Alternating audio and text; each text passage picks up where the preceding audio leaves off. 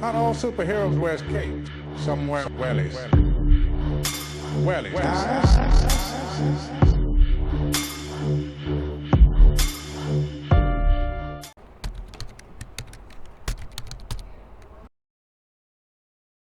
How do? We're being quiet and respectful here. We are it's indeed. A museum, but it looks very good. This is the starting point, I think, is the school. And I think the whole premise of it is to show people's life, and then when they ended up in America or Canada or these places. So here we have Bridget Lanigan. So it says here, Bad Bridget. So Bridget must have ended up being something of a powwow in her later days.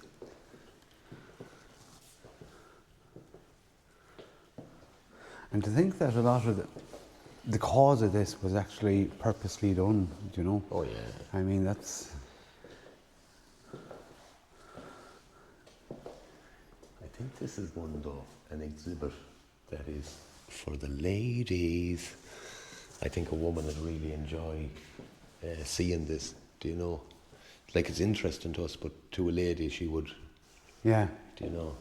It's nice too how it's at the very start of the kind of... I like the artwork and the colours, actually. Yeah, the pop art is really Isn't cool, it? isn't it? Yeah.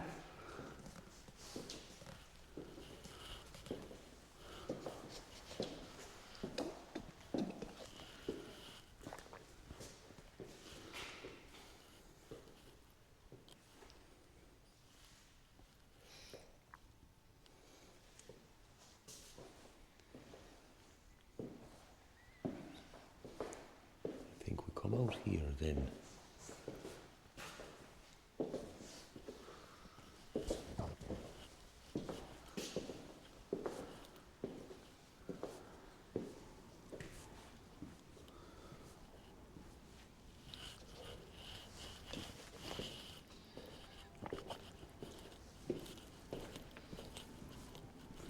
Ah, look at the wagon. This is class.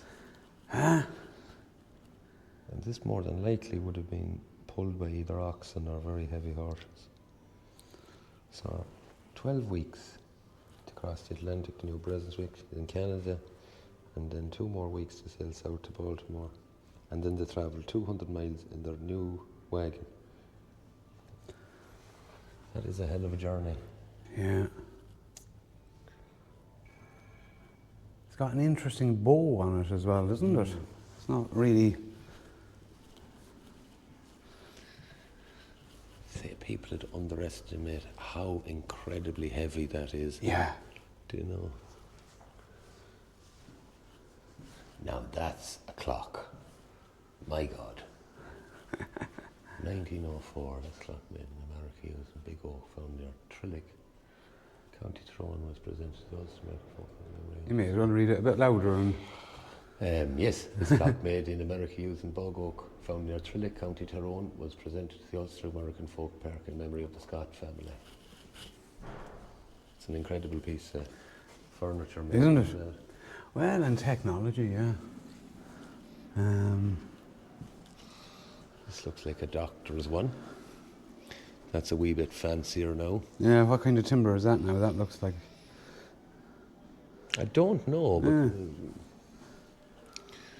We might find out over here. more than likely oak shafts. So, an American buggy. This buggy belonged to Father Arthur McGuinness, originally from County Armagh, born in 1835. He left Ireland in 1856 and studied at a seminary in Philadelphia for the priesthood. After being ordained as Roman Catholic priest, he sent the small town of Gettysburg in 1861. Oh, right. Okay. So that means this was the American Civil War. He was there at the time of it. My gosh. Irishmen fought on both sides of the battle and were among the 8,000 dead and 26,000 wounded after 3 days of fighting. Serious fucking numbers, if you think about it. Like, Yeah. like what would the smell be like? Oh, God. Do you know? You dread to think. Wouldn't you? Like, that's trauma for anyone that survived it, even. Like, Do you know? Yeah.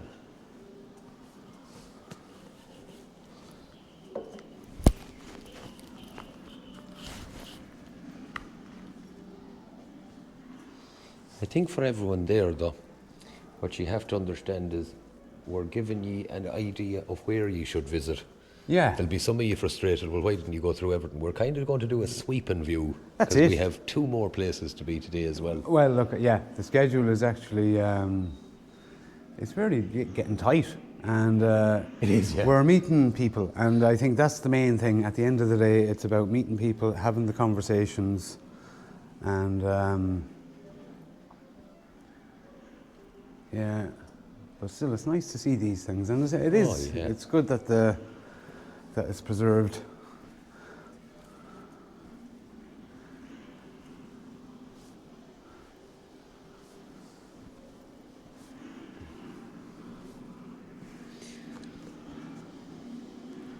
Like over 2 million people left the province of Ulster in 200 years. It's a lot for... Well, this is where Thomas Sowell, the black kind of historian, anthropologist in America, he attributes an awful lot of what people now refer to as black culture is actually Ulster Scot and Midlands of England culture. Right. That the black community, because they lived amongst them, Yeah. kind of took on. So you had things like blood feuds,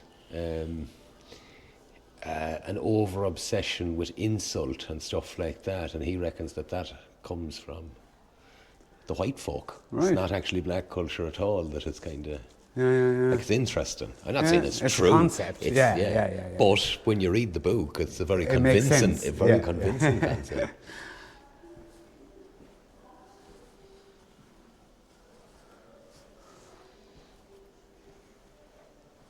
Amazing too. Look at that fence there now, just timber alone. Yeah, it's like the pieces that you get out of the mill. Nearly, well, they're Yes. thicker actually. Yeah.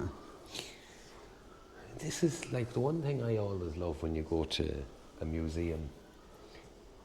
So much can be done with so little, and people forget it. Yeah, you yeah. know. Spinning wheel.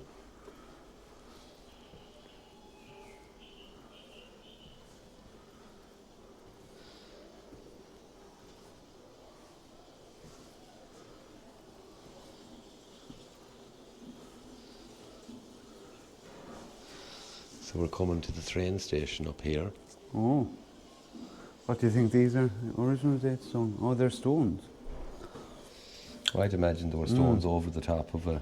Yeah, there we are. Yeah. Date stones. There's pelts, of course. This was one of the biggest things in America when you got there, was trapping. Okay. You know, so they're beaver pelts. There's And a beaver trap, yeah. Similar enough.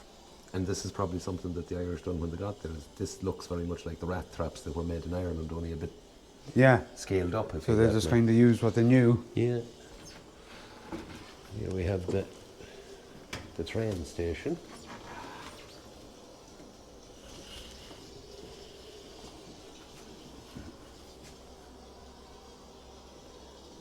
I suppose it was a lot like that. The little rat and all. Huh? And I think we forget, you know, we travel everywhere now. These people were never coming back. Oh yeah. And yeah. and knew it. Yeah, and wouldn't have been travellers before this. No. I mean, no. like, you know, it's not like the, you know. No, I mean, maybe town. I went to town with my dad for exactly. the fair. Yeah. And that might have been once a year. Yeah.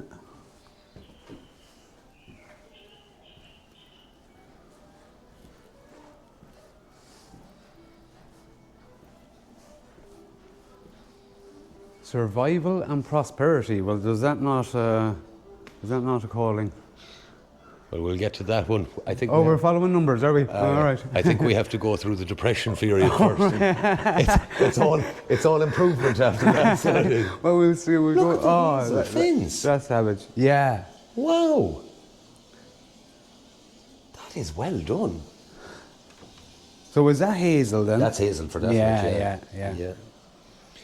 And like they do a version of this in England that I won't downplay this, but it's a little bit better. It's split hazels, if you get me. Okay. And they're kind of steamed. Oh, yeah.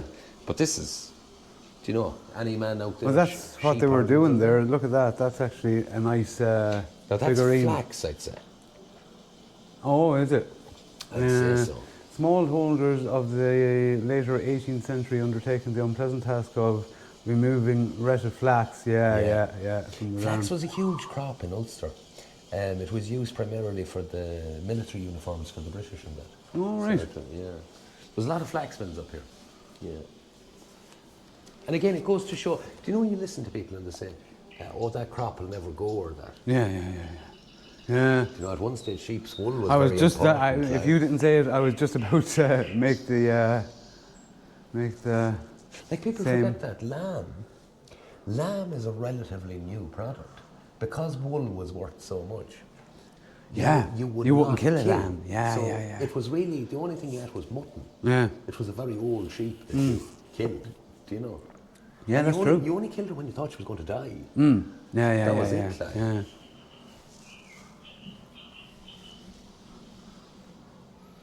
A bog butter box. Begging badges were used by the poor to show they had a license to beg. Permission to beg, yeah. God above, huh? That is insane, isn't it? Yeah. You have permission to put your hand out. Yeah. The stream becomes a flood.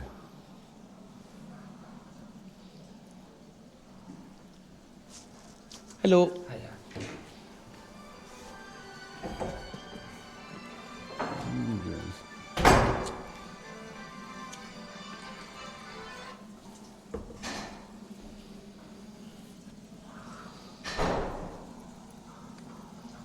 I love the visual aspect of it all, and the sound even. It's like, and it's one of the things I says to Darren, I've been here before, and I think I'd really like to promote it, do you know what I mean? Because I think it's probably one of the better museums in Ireland, do you know?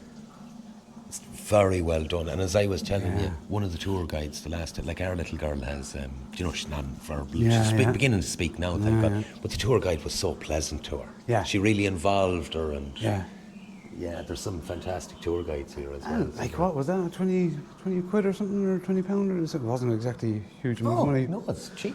Yeah.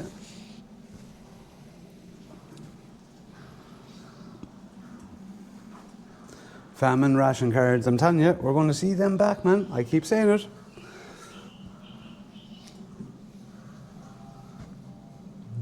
Look at them ration cards. My God. People forget it's only one old person away. Yeah. Do you know, one old guy that's around now, his granddad more than likely was around that time, do you know? Yeah. There's the pot. Here's the famous soup pot. Large numbers, so this was in Mountrath. So the stir about a kind of porridge in the first, the government set up soup kitchens to relieve distress at its peak. 3 million people received soup rations. Was this phased out in 1847? The Quakers and other churches and charity provided much needed assistance. A remarkable aspect, and very few talks about it. The Catholic Church done very little. Yeah. Very little. And do you know, there's this whole concept of Ireland that he took the soup. Yeah. But the truth of the matter was, the Catholics weren't giving out soup. Exactly. Yeah. And one needs to remember that you're dealing with a Rome that at the time was probably the wealthiest city besides London in the world. Well, how many priests immigrated, huh? Well, there's another aspect of it. And I always like the scene in the field where he says, we know where you were. You closed the gates. Yes. Do you know? Yes.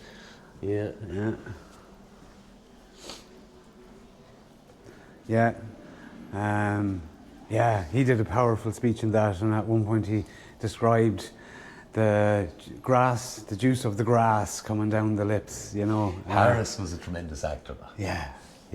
Have you ever heard about him auditioning for it? No. He actually, do you know, an audition is an audition. He came as him.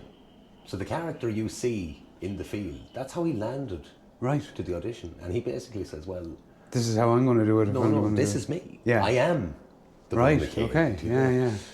Yeah. And do you remember the character in it, the bird? Yes. Yeah. That's actually a very, very refined English theatre fella. Okay. And he does the accent. He does the accent so well. He is upper class English. Right. Playing an Irish tramp. Yeah. It's just actors. Some of them are amazing. So you know. Does he do much else? Oh, it was predominantly theatre that he done. No, but we'll say your man that the other guy that was the Bull. Yeah. Oh, Harris was in a lot of films. Yeah, was he? Yeah. I think he ended up being Dumbledore in Harry Potter. Oh, right. Yeah. Oh, there you go. So. Yeah. The original Dumbledore. I think he died then. I didn't watch much Harry Potter. That is a very good model of a donkey. It sure is. Now, it's a nice little cart too. It is, and you see, this is one of the things, the carts. Every area of Ireland had a different type of cart. Do you know, there was an Ulster cart, and there was a Sligo cart, and there was a Kerry cart, and there's an entire different history of carts if people would look into it. Like the ones you get close to the coast usually have a bottom that allows water to seep through because they'll be primarily seaweed. Yeah. The same with chairs as well, actually. That's right, there's a Sligo chair. There is, yeah. 3 legs, I think. That's because apparently in Sligo we couldn't do floors. So it was flagstone floors. Oh, so the unevenness of it. Yeah, yes. So 3 legs means it doesn't rock. Now. Yeah. So, what is this? This is a liner. Human cargo.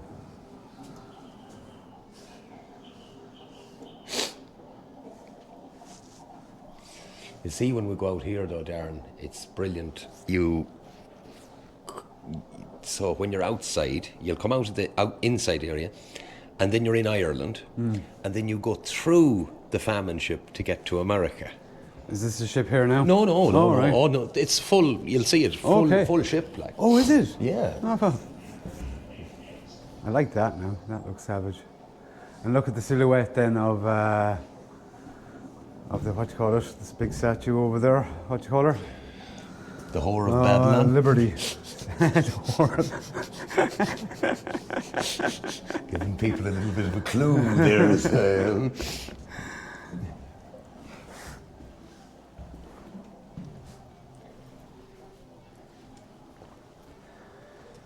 Into the west.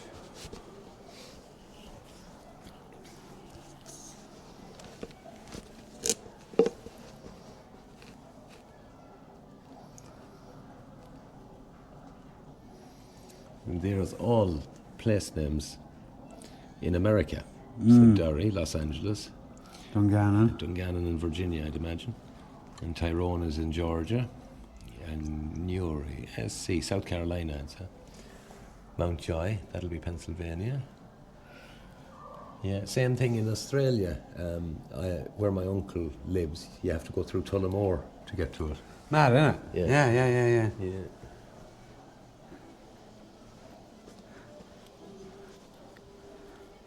But see, they probably built the towns and called them after. Did. You know, it's not that when they went over there wasn't much there for them at that point either. Like they had to create it, and you see, it was an amazing time too. I think in Ireland, all of the farms had been subdivided and the rents were very high and all that. And then all of a sudden you come to another country that if you're brave enough, you can just take as much land as you want. Yeah, and it was taking it. Do you know what I mean? There was the Indians and that there, but yeah. And again, not that long ago. That's the thing, you know. Not that long ago. No, that's an interesting piece of sculpture. It's very well done, isn't it? Isn't it? It's the type of thing I'd like to touch to find out. Yeah, that's it. Well, I don't see a sign saying "Do not touch." What is it? Well, that's canvas anyway. And there's with a bit of coated, PVC, I'd say, mixed onto it. Yeah. It's very well done. Yeah. Savage. There's a putching still. Oh, you would have seen one of these at the Hooley. Nice little version of it, that. Isn't it? Yeah. This is the traditional version. Copper cast. And that's what we call a flake stand, which can be done with a bucket instead. So obviously was a better tinsmith around this place.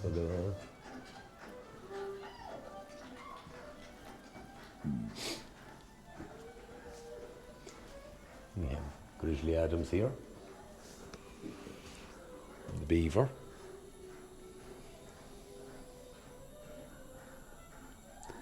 Yeah, different animals they would have met over there. Yeah, they probably thought that was a large rat or something. Yeah.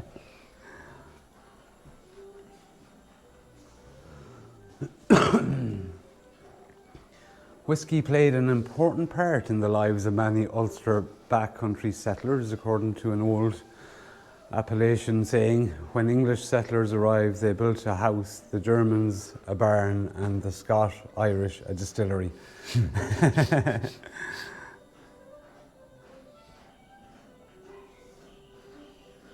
I suppose that's where your moonshine and all that is derived from. Well, everything was covered by the sounds of it. Yeah.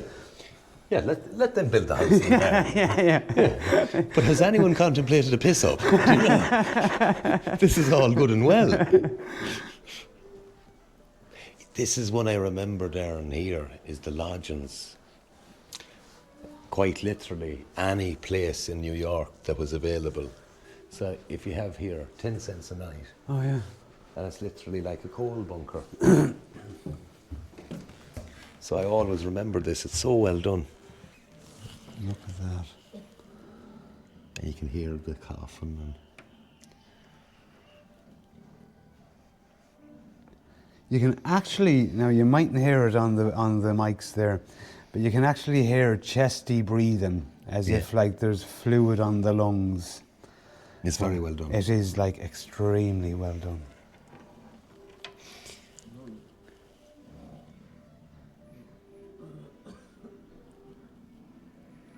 For a child as well, for them to see this, I think what they might do is just realise how well off we are. Oh, you think that sometimes, and then, yeah, I think it takes a lot to realise. But yeah, it gives an indication. Mm-hmm. It certainly does. So, that's what you could get for 10 cents a night in New York, huh? Mental. Arrive in the new world. Irish travelled all over the world, you know, and they were looked after everywhere they went. Yeah. Fuck's sake.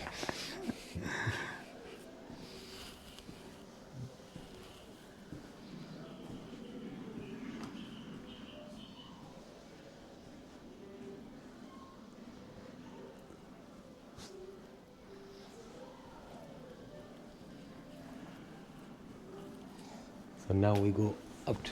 Okay.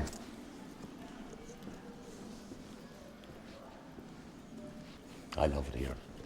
I think it's a gloriously well done museum, and I don't think it gets the credit that it deserves, to be honest about it. It actually, another one is actually down at the Country Life Museum. Oh yeah. And I mean, that's on our doorstep. We should actually show it, you know. Well, it's one of them. I've brought more fellas, we'll say, political books, fellas interested in politics, and I do bring them to the museum on Country Life. Yeah. Just to remind them that, you know, this is what we came from. Yeah. And it could, like, you know, it's all swings and roundabouts. It could be what we're going back to. I believe so. You know, and so, unfortunately. Yeah. And there. Good man. Oh, that's a nice fence. Willow. I'd say this one is willow. Savage. Well, it's a grand fresh day anyway. It is. We're very lucky. Yeah. Of course, we manifested it. We did actually. Yeah. There was a conversation about what the weather would be like. It'll be good. Yeah. The old world, the journey, the new world. Yeah. So it's really well set out. As I says, you get to go through what Ireland was like, see the houses, see the kind of farming methods. Then you end up in the town, because naturally enough you'd be heading on the boat or the railway from the town. And then you go through the boat and you end up in America. And this is where the lady was that was really nice to Celia May. Right. I'd say this is going to get the thatch fixed before the busy season. It might be. Might have had a bit of damage in the storm or something. Either you wouldn't know. Yeah, perhaps. But a typical cottage for the time. I mean, one room. you see many ruins of that style of cottage. Yeah. Do you know? I don't know what it was like in the north, but there was a tax that time rates. And if you'll notice on all of them old cottages, they have particularly small windows. Yeah. But the window size was actually matched Taxed. to the taxation. Yeah. So, Yeah. little turf shed But even there. in some of the bigger houses, you'd actually see windows. Small windows, Yeah, yeah. And that's why the servants' quarters never had big windows. They didn't deserve it. Yes. We'll not be paying tax for them, that's No. for sure. Oh, I This see a looks fire. like a I see a blacksmith. fire. Oh! Now this could be interesting. We hear noise. So I might just quickly ask permission. Yeah. Hello, Smithy. How do, sir? Is it all right if we record? Yeah. Brilliant stuff. As long as What? you value your cameras too highly if my face isn't Well, you have the warmest job so far, anyway. Yep. So I'm just. One of the things we have done quite a lot of is a little bit of. Are you making the tongs, is it? Yes. Good man. So Yeah. one of the management team gave me a plastic bag this morning Aye. with these in it. Good man.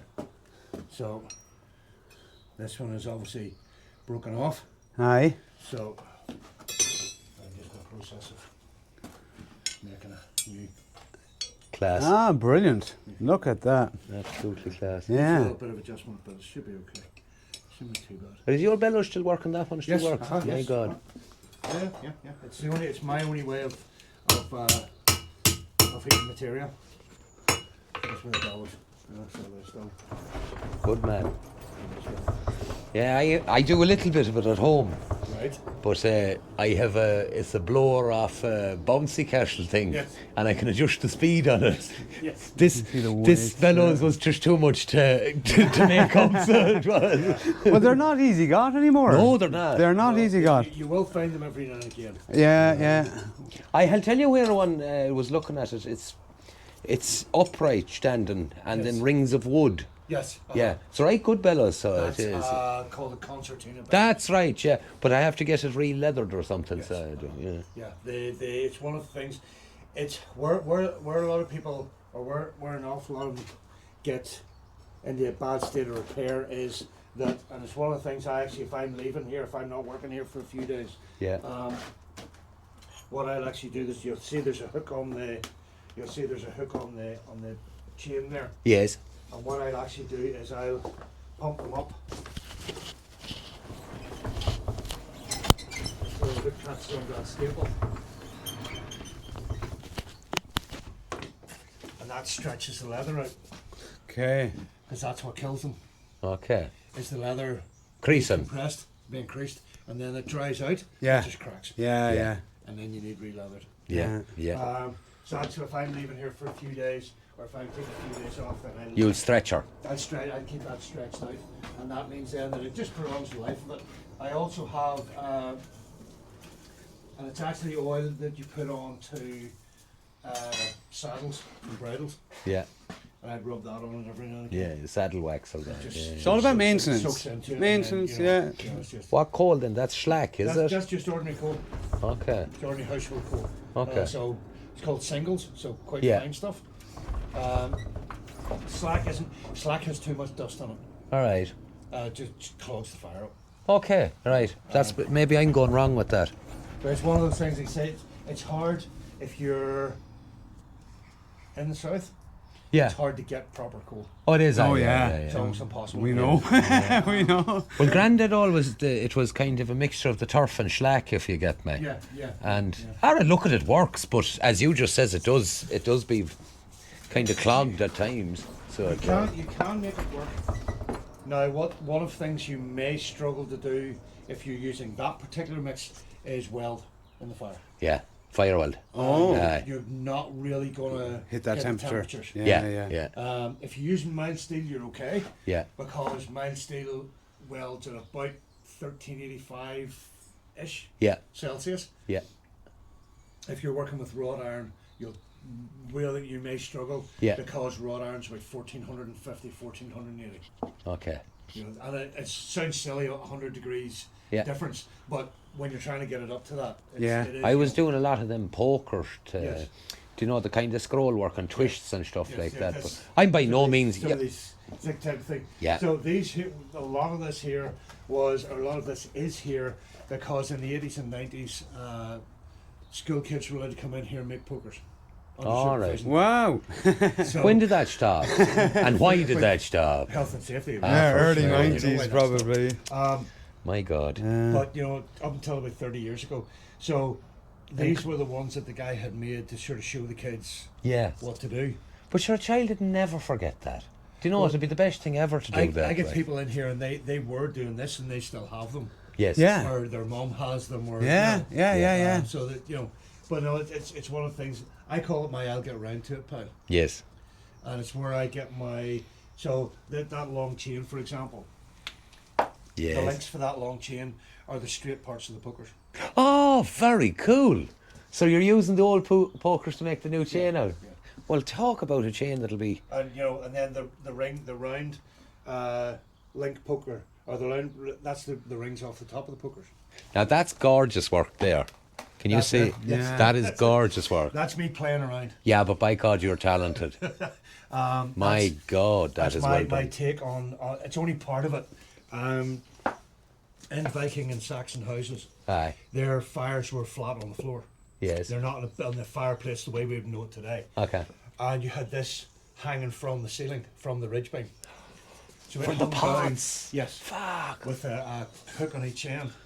And Wow. that's what you hung your pot or your grill or whatever it was you wanted to work. Yeah. So that was just me playing around. But I don't think you have to appreciate what you're looking at there now. That is gorgeous work. So it is. So it's just me messing about. These links up here, Darren, especially, they are well done. So there. And those long ones are actually 4 pieces. Oh, and meshed together. So these bottom ones here. Wow. Sorry, not getting your way. Are you full time in the museum then, or do you do a bit of Yeah, I was looking just at- going to Well, ask what I that. actually do is I teach as well. Good man. So Do you want to advertise your course or anything? Yes, certainly. It's Ben's Hollow Forge. Yeah. It's up in the north here. It's Yeah. outside Macrofelt. You'll find it on Instagram or Facebook. Well, we're going to Brilliant. follow you anyway, Yeah. man. You can book courses for Saturday or Sunday, which is usually when I do it. Yeah. Okay. And it's 40 sterling for the day. Oh, it's well worth it. Yeah, Well worth it. yeah. That sounds Any brilliant. age limits or anything like that? Like, Basically, people can come from about 11 yeah. up. If they're under 16, they need to be accompanied by an Well, that's what I'm thinking. I'm just imagining if myself and the young lad came up, he'd be 14. Yeah, Would that be that's the sound? problem, Yeah, fine. yeah. But say, you know, it's one of those things when if you do go and come up, there's some things that you'll need to do. Right? Yeah. So, work boots or hiking boots, Yeah. work trousers or wide leg jeans, whichever one of the two. Yeah. Because you only think you'll get if something drops down your shoe, you only think you'll get it off fast enough. Yeah. Yeah. Trust me. Oh, I know. Yeah. The other Yeah. thing is a cotton t-shirt and a cotton Yeah, sweatshirt. that it doesn't burn or melt. Like, yeah. My grandfather, it was a lifelong injury. He had wellies on one day Yeah. whilst he was tricking away, and one of the irons went down the welly, and could he hell get it out? No.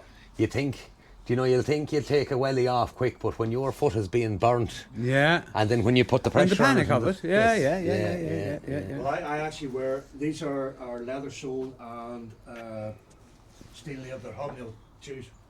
So don't know whether you can Oh, wow. Oh, wow. Look at that. Yeah. purely and simply because I used to wear ordinary work boots, Mm. and the material I use at home is different from the material I use in here. It's actually coke. So it's, but it's fine grain stuff. Will you So show the heel there again? Because, Darren, a lot of people comes on them in old houses and they think they're small little horseshoes, but in actual fact, the heels of people's shoes. Yeah. And the toe this way. Great stuff. But say the And reason why literally screwed in, yeah. well, they're nailed though. Yeah. But the reason why I wear those, I used to wear ordinary work boots, and the stuff I use is quite thin. The material I use is quite small. I was welding two pieces together, and I didn't realise there were three little bits that stuck together and were sitting on top of the job. And I was looking at the job, not directly behind it. Yeah.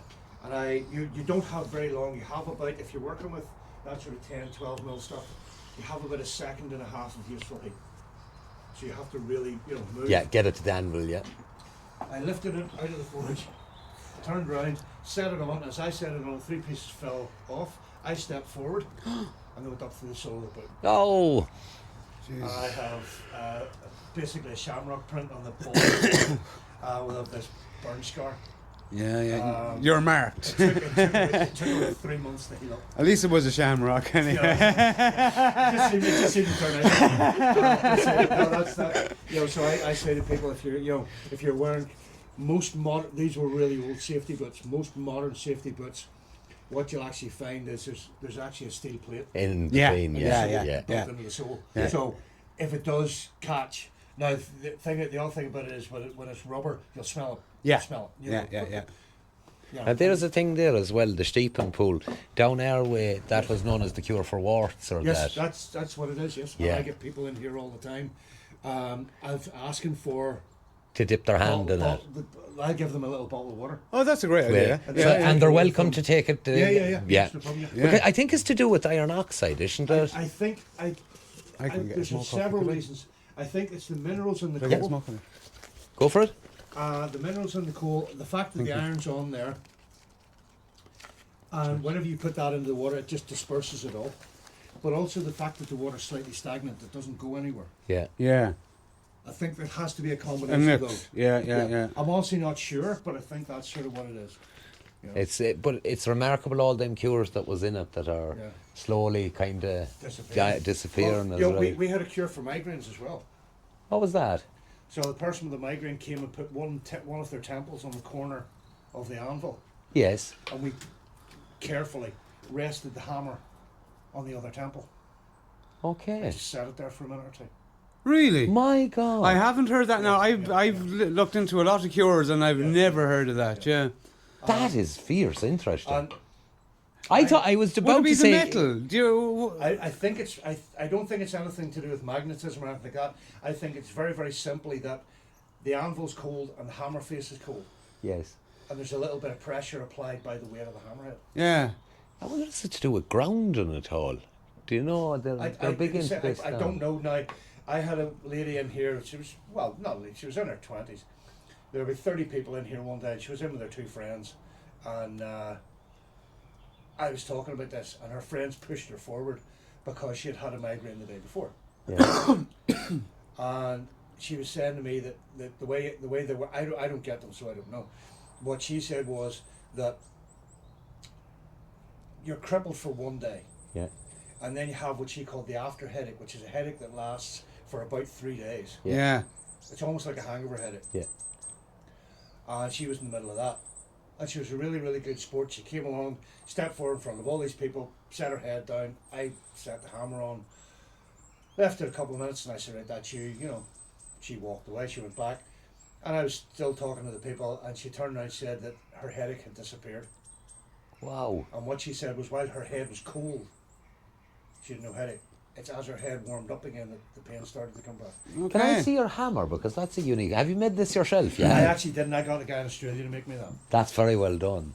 So there's a reason why it's that shape. Yeah. Okay, so lots of them you'll find sort of standard hammer. You'll see a lot of standard hammers. You'll see Yeah. look like that, and some of them you'll see. Look Yeah. like that. I have slightly bigger than this. No, that's just a ball ping, really, isn't it? Yeah. it is, yeah. But this one is So- incredible. The idea is with these, lots of this is it's the same shape as it's called a French pattern hammer. Yes. Or a locksmith hammer. So the idea is when you want to make material longer, So, look at this. I'll not do it up, but it just give you an idea. If you want to make material longer, the idea is you hit it that way. Yeah. Okay. Now, the area you're working with is about 900 degrees Celsius, Uh-huh. but that heat radiates down. Yes. See where your fingers are? Yeah. So it's about 500 degrees under your fingers, Yeah. which is reasonably warm. Yeah. This one, you can do exactly the same job, Oh, wow. Look at that. put your hands away off to the side. That's ingenious. And is this something you came up with yourself, or? No, it's quite a common thing. Oh, well, it's bloody clever, so it is. And Yeah, so just the angle, the 45 is taking you away. Yep. Oh, bloody hell. And then if you want to make it wider, there's some of them you get with a straight as well. But if you want to make it wider, this one obviously you can do it with this. Your hand is well out of the way. Yes. On that one. But if you have a straight pattern one,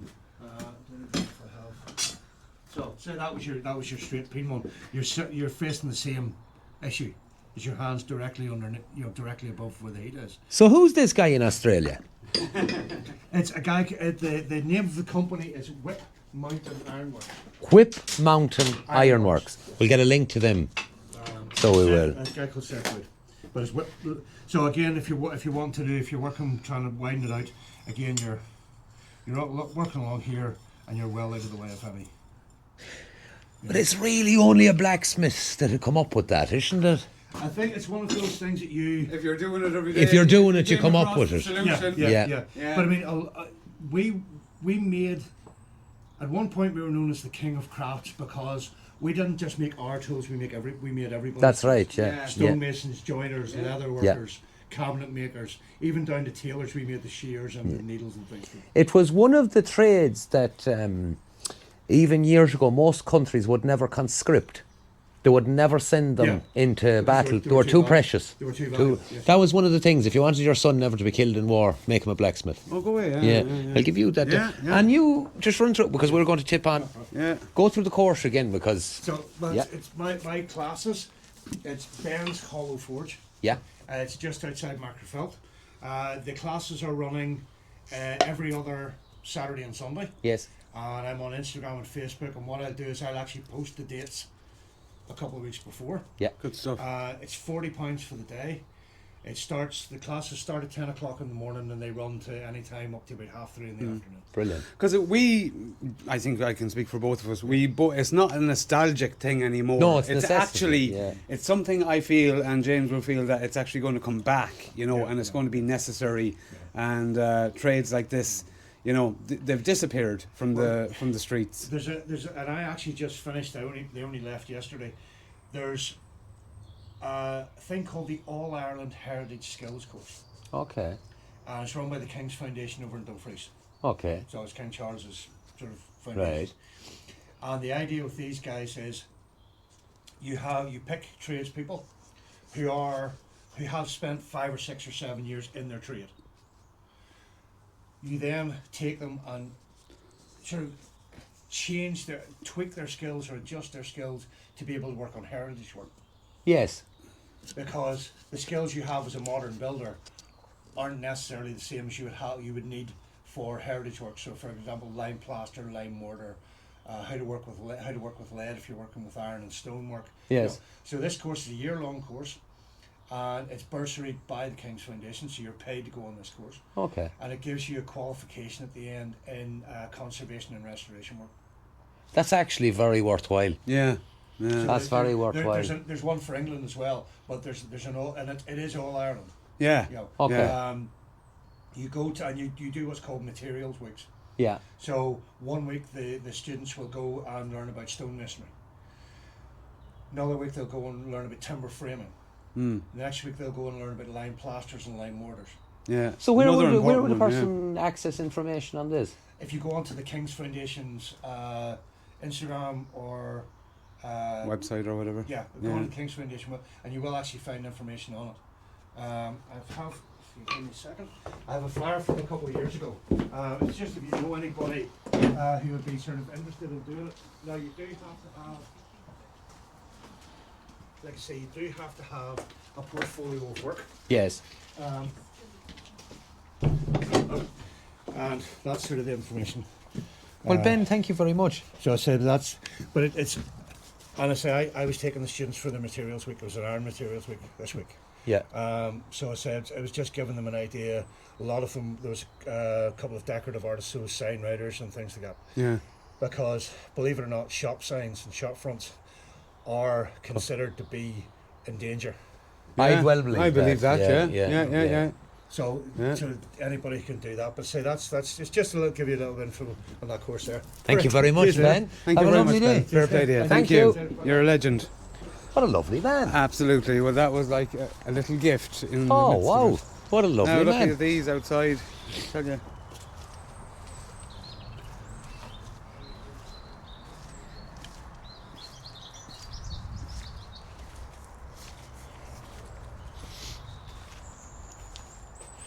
It's a nice feature, that, because this is exactly what would have gone on. It's your blacksmith is there and your farmer brings down his spud spinner or his harrow. Yeah. And no more than today, abandon us there at the end of the season to see you next year, and I might have the few pound then to pay. And Yeah. And it's out of the way for the year.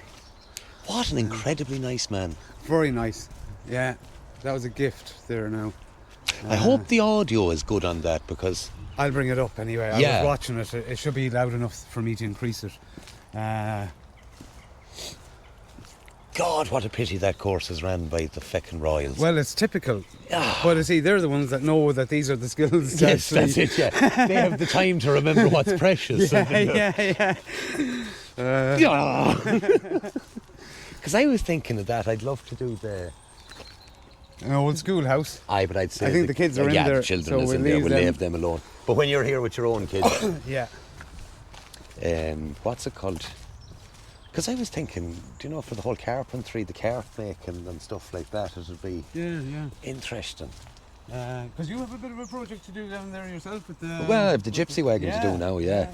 But I have the cart done, you know, when I was on about the portfolio. I was thinking of the cart, and then I have the schlein done, the turf spade, and... Yeah, I just got really interested in the kind of old timber work and metal work there for a while. So I did. Another little cottage here, I'd say. Aye. Cottage and outhouse. This is the Well, cart that's- house. Speaking of carts.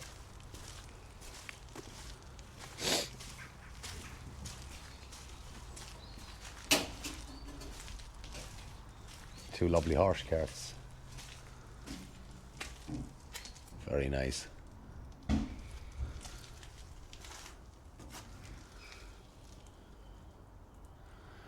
Did you imagine as well, like in those days, there was a shed dedicated to that piece, because this was the tractor. Oh, that's the Merc. That's the fucking Merc. Yeah. Like, do you know, I mean, that's, Yeah. I mean, being without it. Yeah. Could you imagine being without Yes, it? and you now know? we live them Uh, in a garden to rot as Oh, an yeah, ornament. like. as a planter. Yeah. Oh, they must have a fire inside anyway. I see turf smoke there, surely to God.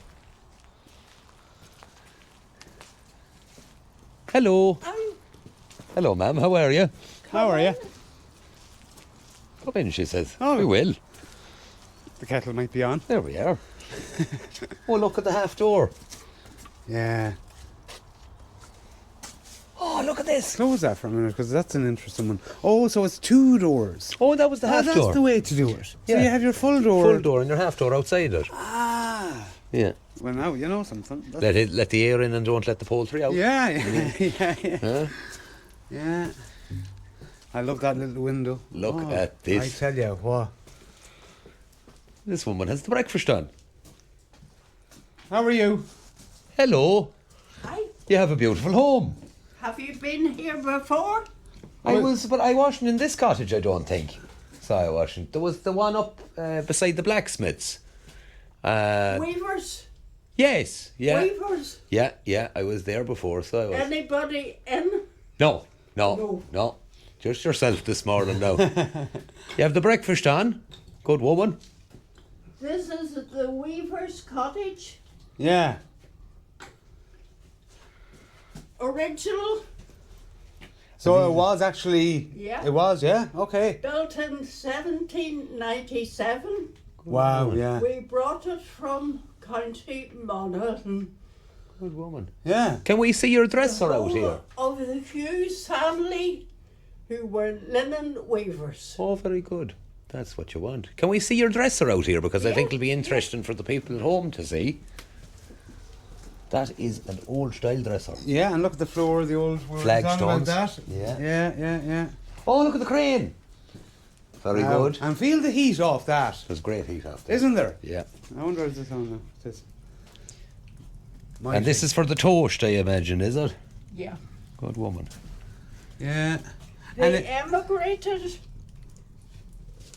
John Joseph, picture of him there, went on to become the first Catholic Archbishop of New York.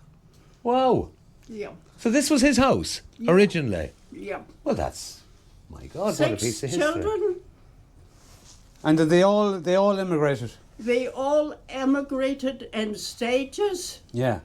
They didn't all go together. Yeah. That's John Joseph.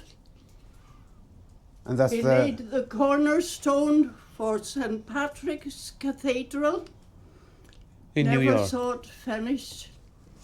Took 25 years to build. Well, thank you very much for inviting us into your home. Thank you. Yeah. This is incredible. For all the listeners there, it's absolutely incredible to see this.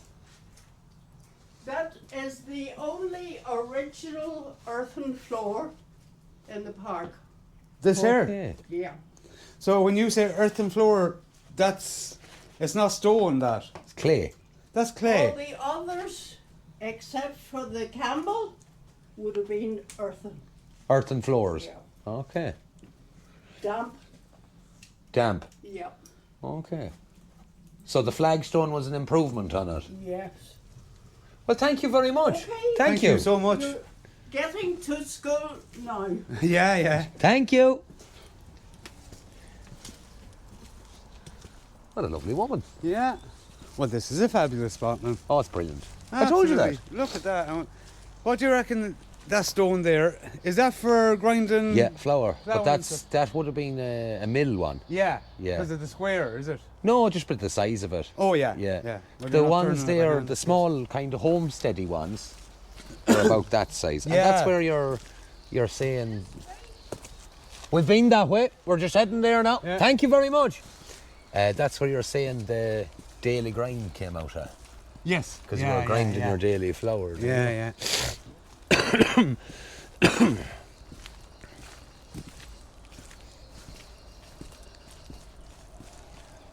Well, that's a big enough building for. Would you say that was a factory or a school or something? Or? It's definitely not a house, so it's not. Possibly a school. There seems to be benches in it. Yes. Yeah. Could be an old version of a kind of a The church. Yeah. Yeah. Yeah, in actual fact, I'd say that might be what it was. Yeah. Is it open? Yeah. Okay. It's worth a look. Oh, look at the well. We'll have Yeah. to go down there. No. I tell you, they have fires everywhere. There's probably someone paid to go around in the morning, night and all. I don't think this one was our side of the wall, Darren. I'd say this is a Presbyterian. I would is it? imagine so. Interesting as well, just the actual layout of it. If you actually see, the altar is Central. central. Yeah. But you know the one thing I kind of admire about them? There was a total lack of iconography, which is actually closer to what's stated in the Bible. Explain that one to me. Well, you're not meant to have false icons. Okay, yeah. So that's why the Amish won't even put a face on a doll. Oh, yeah. You're not meant to have photos there. you know. Okay. So if you look down here... What's the where word you use there now? Iconography. Iconography. Yeah. That's So if you look there, it's all plain walls. yeah. And there's a reason for that, is because they don't make... Yeah. They don't And make- then it's not like there's even a symbol No. of Christ or anything on it. It's literally just Yeah. the cross. The more I look into a lot of this stuff, the more I think, there's something wrong about everything now. So there weren't. Oh, well, this is it. And religion was given to us from our parents, and then we just follow on, and we never really Study it too much. study at it too all, much. no. We just agree. Some of these seats must have heaters in them.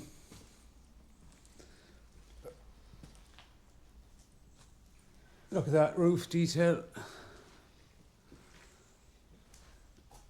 Savage. That's like your split hazel or split something there again, is it? Or That's your hazel, and then on the outside of that you would have had sod, and then your thatch, when you put your rods through it, you have something to go into. okay, I get you now. Yeah. Great roof. Yeah. And actually a very thermal, do you know, these U values they speak of and all Yeah. that. Yeah. A great way of doing it. Dee. I don't think you can actually go down to the well. No.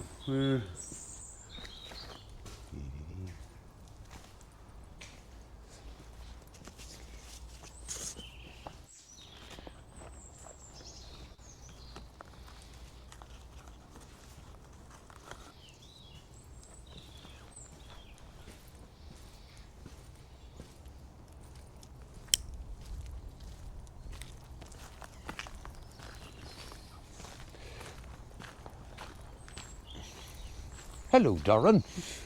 How do? So the priest obviously slept here and all. There's sleeping quarters in the In the back of it, is in it? the back of it, yeah. Oh, that's closed off to the well. If it was another day, we'd go down to it, but Yeah. considering we're recording it, we always follow the rules. We wouldn't do something like that. Remember being over in London years ago at the British Museum with our family, and this lady shouting, "Don't touch the mummies!" It was an Egypt exhibition. Me and my sister. Oh, sure. When we went to the wax museum, they had a skeleton outside, and I went to get a photo of it, and I just put my arm around it and lifted it up a bit, and the whole thing just fell apart. Oh no! Madam Two Swords go, "Oh, Lord, who let this guy in?" Must be some fella with a couple contracts on thatching here very shortly. Yeah. I see a lot of the places covered with polythene sheeting and that. These are a handy little yoke, the gator. Yeah. Owen does like them now, but Fierce expensive. yeah. Now they Hello. can be road legal as well. Yeah, there'll be indicators and the whole lot on Yeah. that side of it. But they reckon that you'd want good solid ground again. Like it's not great. Yeah, I don't think some of the roads up our way, I don't think they're designed for them. I think it's more like here where everything is set out and Yeah. so I think, yeah, through here, I think. And if I remember correctly, there's a big building here Yeah, hello. We're going to America. That's what they told us, that was. You're going the wrong way. Where's America then? Where's the boat? Oh, I thought she went this way. Are you visiting today? Yes. Yeah. Indeed. Well, you're coming round there. Have you been up to the Mellon homestead? It's the only original house on the site. It's outside the perimeter. So you go there, come across the road, and then come back this way and follow the numbers. Perfect. Okay. Thank you Brilliant very stuff. much. You're very welcome. Thank So you. that house there, is it? That's the one it says across the road, I think.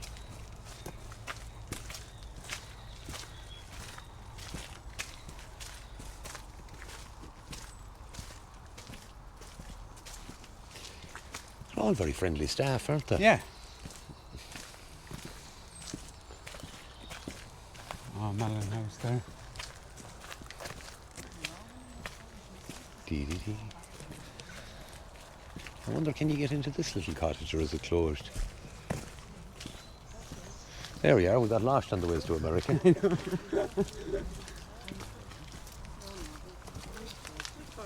Oh, no. Did he say it's the only original house? I thought that woman said that the house was... No, she says it was brought there. Oh, Yeah, I think this is as in... so they took it down and put it up? Yeah. But Bunratty is the same thing. I suppose. Yeah. Now, Darren, I'll be honest, I could live here Yeah, quite contently. it looks ideal. Oh, wow. Chip, chip, chip, chip, chip, chip, chip, chip, chip. Oh, I can't describe to you the feeling I'm getting looking at that. Yeah. And if my dearest idyllic. wife is looking at this, just so you know, Derlin, and we've talked about it enough times. Even the curve. Yeah. Even the curve. What would you do if this ever didn't work? Oh, it's gorgeous. Yeah. Oh, wow.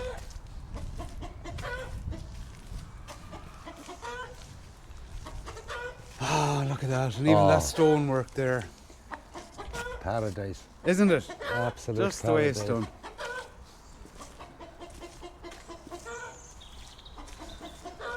God, Well, with the pump. how much have we lost? Yeah. As this We is- think we've Oh, we God. think we've come on. You Oh, know. no. I know.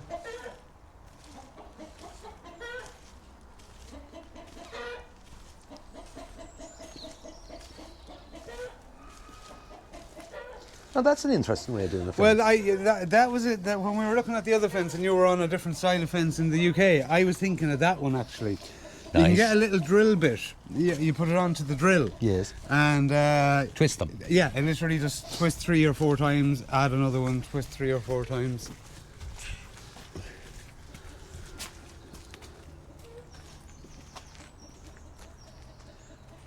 I don't think. Look at them steps and everything. I just love the simplicity and the detail. I think we go back, Darren.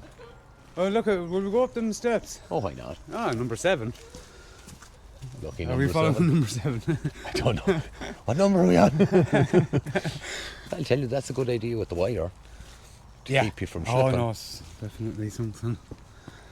These can be lethal. Bum, bum, bum, bum, bum. This is the type of steps, do you know, at the end of the fairy walk when you turn back to the right, that I want to do. When you turn back to the right. Yeah, do you know when you go across the bridge, turn left, Oh, yeah. go down the fairy walk and Yeah. turn back to your right? Oh, yes, up there. Yeah. Bit of work on that. That's on the steep part, like. Yeah. Yeah.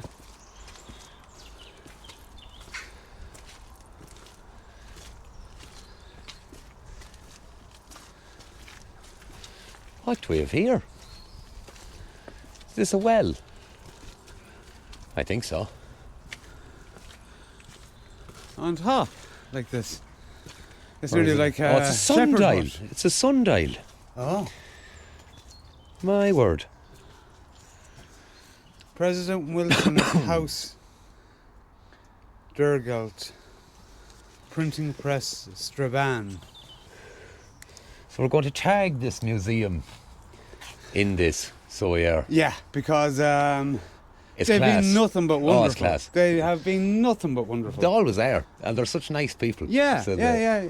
Like I remember going around a museum in Ireland and just taking a few photos and absolutely, you know, Yeah. nearly shot. I was Yeah. nearly like asked to leave. I absolutely adore the tourism in Northern Ireland. Yeah, yeah. Because, do you know, the people who are involved in it came out of very hard times, and they appreciate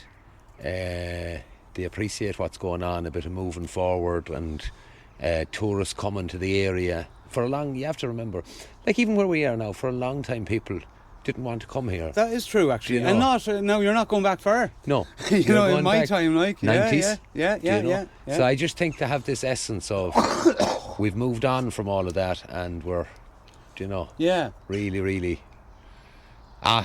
When it comes to tourism, they're very good. Very good. Rabbits. Look at all the rabbits down at the bottom of that field. That's what you'll spot now when you don't have the rifle with you. Feck. Tons of them.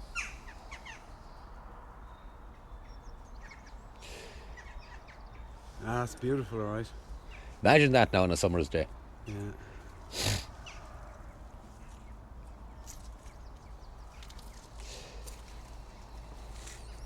Yes. Incredibly. So I just asked James, what do you reckon this is about? It's a beautiful curved, raised area just outside them two little shelters there. What do you think it is, Darren? Would it be a pasture area for fowl or anything? No. No. See this device in the middle? Oh, you have a horse and trap, a horse on it. So And the horse here on the yeah. end, round in the circle, and then this is more than likely for thrashing. Right. And if not for thrashing, for milling. Okay, so like the So- likes of that millstone would have been under it, is it? Presumably, but there's more than likely. You see, there'll be a shaft here, I'd We'll imagine. go up and have a look. Oh yeah, look at her. So, see the shaft? Oh, yeah. Shaft goes in here, Yeah. and you're either milling or thrashing in there. And the young fella's walking around in a circle out here for the day.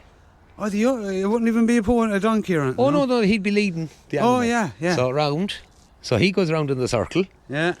and then the shaft transfers from what's going on here in there to the shed, and more than likely there'll be 2 or 3 men thrashing away in there. Oh, it's incredible. That's savage. It's all about numbers. They must have pigs over there. Sounds like it. Uh, But it's incredible to still see one of them in isn't place. it? Yeah, just like that. And again, people think you wouldn't be able to do it. Yeah. 2 gears, that's all that is. It's a standard gear there on its flat, Yeah. which goes into the shaft's gear, which Yeah. turns the shaft's gear, and that transfers the energy into the shed. But do you know what? And they would have known it. They wouldn't have known the science as such. No, they'd know the mechanics of but it, they though. mightn't Yeah. have given you the formula or anything like that. But they'd understand enough to actually fucking do it. Yeah, but it's there, it's the same.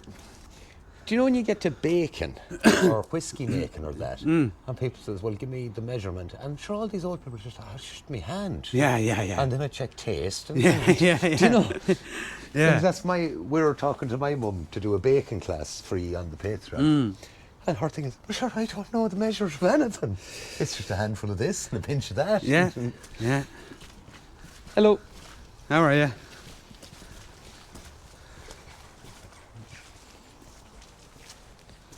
I think we'll.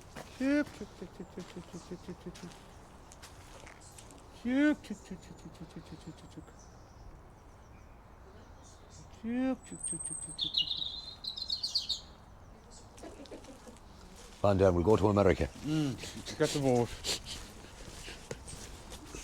It'll be hard to leave, but we'll better get the boat. Imagine leaving this. My God. Yeah, but can you imagine? Like, it must have been fucking horrific, really. You know, if you had to.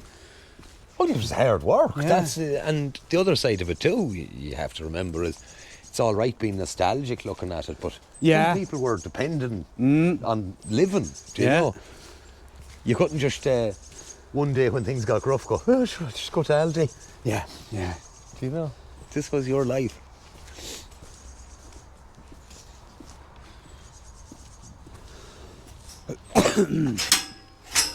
I like that gate. My God.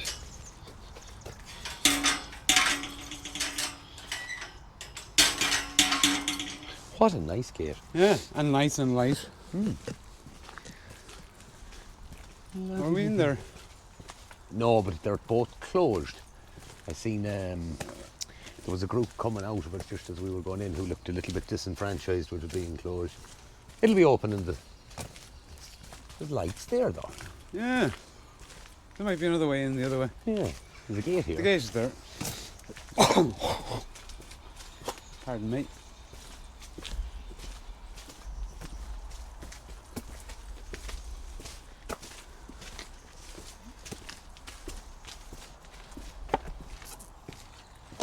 Be in.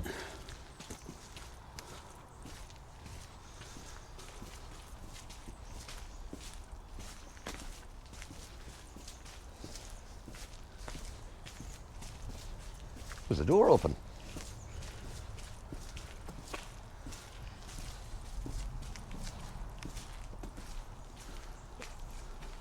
And this is another church.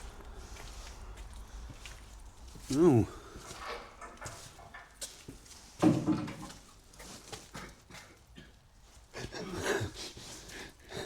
Is that sound effects? I hope so. Say so.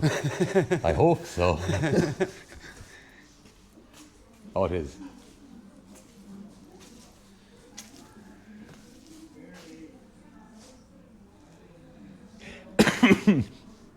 I'm not going to lie. That is frightening.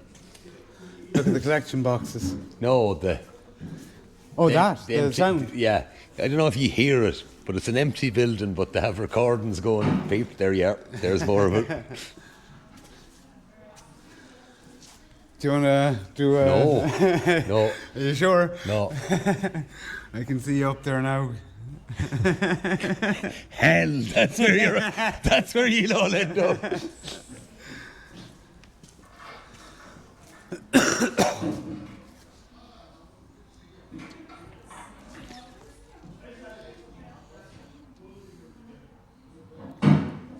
Yeah, it's Presbyterian church as well.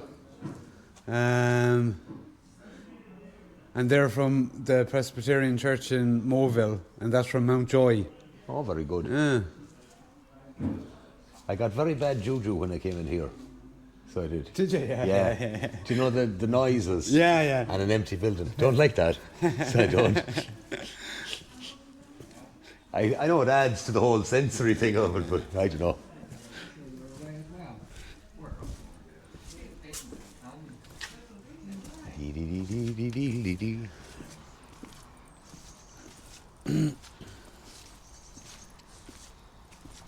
Isn't it incredibly well kept? Yeah.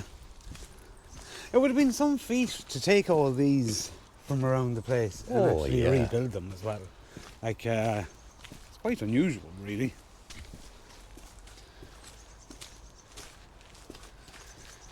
So the guy told us earlier, we said we're going to America, and he says you're going the wrong way.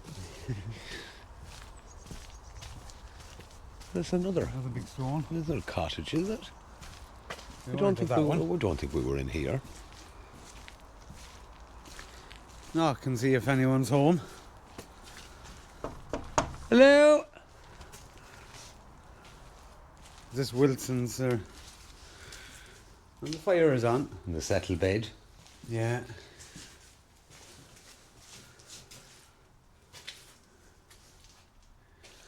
Oh, what are them?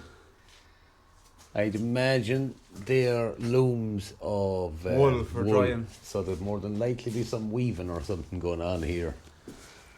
And look at all the threads here. Oh. Look at that. Darren, I think we figured it out.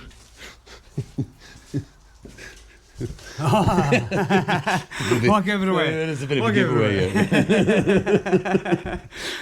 That is some machine. I've a seen loom. one of them operating before now in Foxford years ago. Oh, in the woolen mills there, yeah. Oh, very good. The clickety-clack of it all. But again, like when you actually watch it, it's amazing to watch it work. Look at the blanket coming out here at the other end of it. Yeah.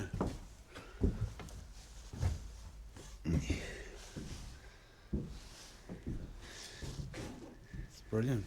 This is one of the things I never understood was the...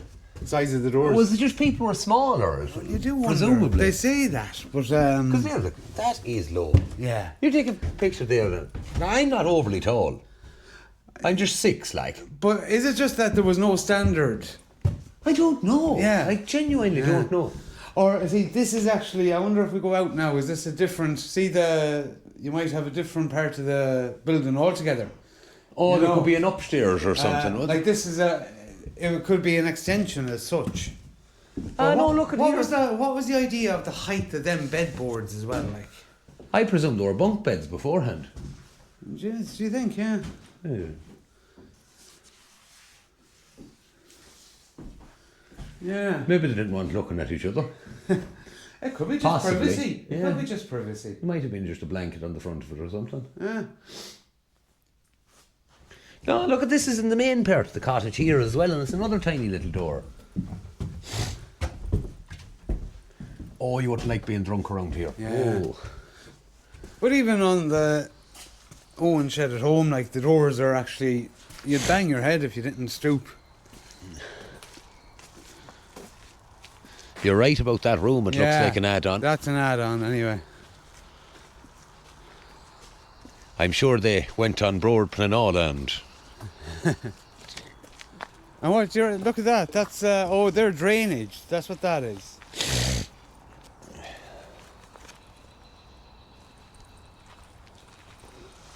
What a lovely place. Some amount of holly here, isn't there? Yeah. I was going to.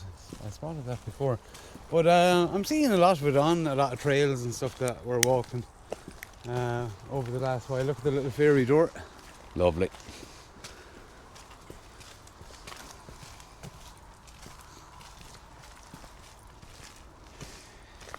We're back at that was the shed. So the blacksmith should be here.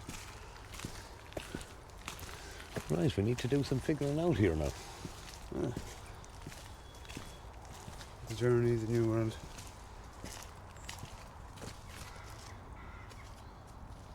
Huh. Visitor centre way out. I didn't hit a boat yet.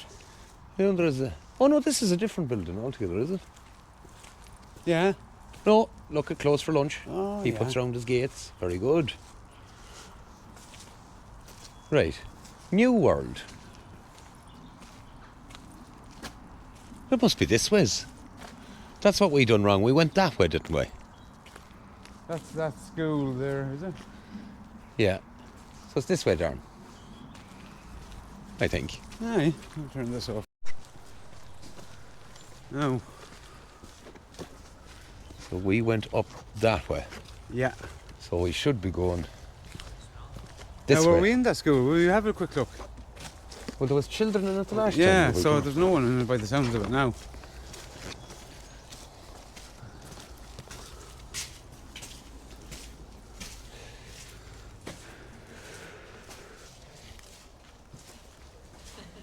How are ya? Is it okay if we record? Yeah. No worries, that's fine. Brilliant. All right, Stephen. Oh, we are absolutely having a great day here. That's great, I'm so glad. Yeah. Fantastic. Oh, look at the abacus. Hello there, guys. How's it going? You're very welcome in. Come on in, don't be shy. You can come on up and sit down. I can teach you a lesson or two. Actually, he needs it. Want to sit down and give you some boards? You can practice your writing skills. Oh, don't be shy. Don't be shy. Now, James, sit in there. Oh, don't be shy. On up to the front seat, please. Right. How do you do this job? Well, anybody that's very naughty is at the back of the class. They'll get the worst punishments. Well, that's a bad eye chalkboard. I'll give you that. Now, you can write your name or draw me a picture or whatever you want. Prefer the name, but some people can't write. I know, that's okay. Where are you all Can we coming use from? our left hand at this stage, or do we have to use our right? No left-hand writing in my classroom, please. Oh, God. Oh no. Anybody else want a chalkboard? Well, chalk must have been expensive back in the day. Very expensive. We're going to use slate pencils, but I'm giving you a wee bit of grace today. You can use the chalk. These, oh look, do you have a document? Right, want your best handwriting, please. You're in the backward seat, don't you forward seat? I know my This is hand. what James looks like when he's cornered. He's the one to... Best handwriting, please. I know Ellen going to get beaten before the day is out. The hands You're will go very, very welcome into my classroom. Get your names written, please. Thank you. Don't mess about. You're welcome in. This is Castletown National School, and it is the 16th day of January, 1845. Yes. Right, what if I've messed up? How am I supposed to rub it off? Well, you have to think of, use your brains, know how to rub off your, well, that's okay. On my chalkboard, you can turn them round the back and write on the back as well. It's very useful in case you make a wee mistake. Have you made a mistake writing your name? Well, that's a bad start. That's a bad start. So, this schooling system was set up by the UK government in Ireland, from the very top of Ireland to the very bottom. The UK set up the national school system from 1831 onwards, but this school is styled in the year of 1845, and the reason we've done that is because we have the records of this school. So this is an original building that we brought from a few miles across the road. We brought it over here, rebuilt it in the park so you could come and visit it. So it would have been the local school to this area. And we know that the headmaster was Mr. Mulligan and his daughter was Miss Mulligan. That's me, don't say it. Mr. Mulligan must have been very old. I know you're thinking it, so stop it. He is not here today. You're very lucky because he is a very, very cross man. So you start your writing career off on these chalkboards. Hold up your chalkboard so I see how good your handwriting is, please. James. Michael. What's that? It says James. Does it say James? Very good, very good. There's two James. I'll be James Square. That he's the square James, is it? Yeah, James Square. And another James Bell, very good. And Melissa Duffy, I love the full names there. Well done, well done. All the handwriting is excellent apart from the square James over here. I can see that you're trying to write in cursive, but you haven't moved on to that now. James Bell the third or the second? I guess I'll be free. Third, James Bell the third, very good. So that's where you would have started your career. You would have moved on then obviously to this. Can anybody tell me what this is? Quill. Who spoke without putting their hand up in my classroom? Stop. Was it James the third? Yes. No, it was one of the James. James, Say that. up here please. You have been very naughty from you come into my classroom, very disruptive. Very, very disruptive. And this is what happens to people who are disruptive in my classroom. Now James, where would you like your six of the best? Right on the hiking too. Hand out please. The other way around. This way? Yes. Oh wait, hold on. Six of the best, he's all counting. 1. Oh, you're a chemist. Is that count? 2. Still counts. Do a problem. Unfortunately, I'm not allowed to hit anybody. Really? As much as I would really love to. Oh, shit. 4, 5, Right. 6. Back to your seat, James. I would love to hit people in here, unfortunately. Unfortunately, I'm There's no not. rule saying I can't though, is there? No, you can use this anytime you want. Do you want to try it, James? Oh, you're not right. Your writing is excellent there. So in this classroom we teach reading, writing and arithmetic. So our arithmetic is done on this. Someone already said the name of this when they come in. They'll ask this young man down the back what this is. Do you know what the name of this is, James Bell? Did a shirt with 2 beard There. He's about, oh, that's a good excuse, good excuse. What about this young, are you James as well, aren't you? Yes, miss. Yes, James, the first or the second? I don't know, miss. So what do you call this, James? An abacus. An abacus, excellent, and that's what we use for our arithmetic. Now, if you could get these 3 skills, reading, writing and arithmetic in this classroom, that is really the basics that you wanted and needed. We had pupils in this classroom from the age of 6 up to the age of 14, and in 1845 we had 70 pupils enrolled in this classroom.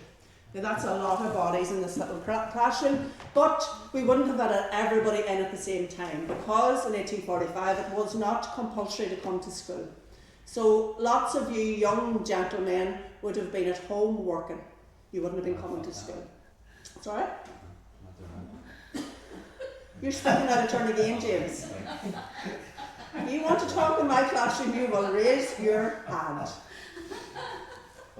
Has he always been bothered, has he? Yes. Thought as much. So it wasn't compulsory, but lots of people did come because most people who came to... Do you have a question, James the third? I'm just stretching. No stretching in my classroom until PE time. That's when we do our stretching. So where was it? You're putting me off now. I don't know what I'm saying. They were coming here because they wanted to emigrate, is essentially what I'm getting at. So lots of pupils would have, not everybody obviously, but lots of pupils in 1845 wanted to emigrate. And why was that? What was happening in Ireland in 1845? Hands up if you want to answer, or you know the answer. Yes, young gentleman. The Great Hunger. The Great Hunger, and Gortamore is 100% right. So these people probably did not come to school in 1845, but even in the year previous, they would have been coming here to emigrate. They wanted to emigrate. They needed an education to emigrate. So we have our maps of different parts of the world up here. Can anybody tell me what this one is on your right? What map's that? What country is that? America. Excellent. There's a big massive clue and it tells you all the states in it. What about this one over here on your left? Europe. It's most of the rest of the world apart from Australia, and of course our beautiful island of Ireland. Excellent. We do have that. We did also have UK up here, but someone stole it, so we don't have. Oh, sad. We don't have the UK anymore. Was it Trump? Let Trump. He's going around taking countries at the minute, I heard. So if you obviously we were taught geography in here as well, and they would have done a little bit on their own country, but they were mostly concentrating on America. So if you had people who were already emigrated to America before you, you'd be able to point out to the students where their family are, where they were going to emigrate to.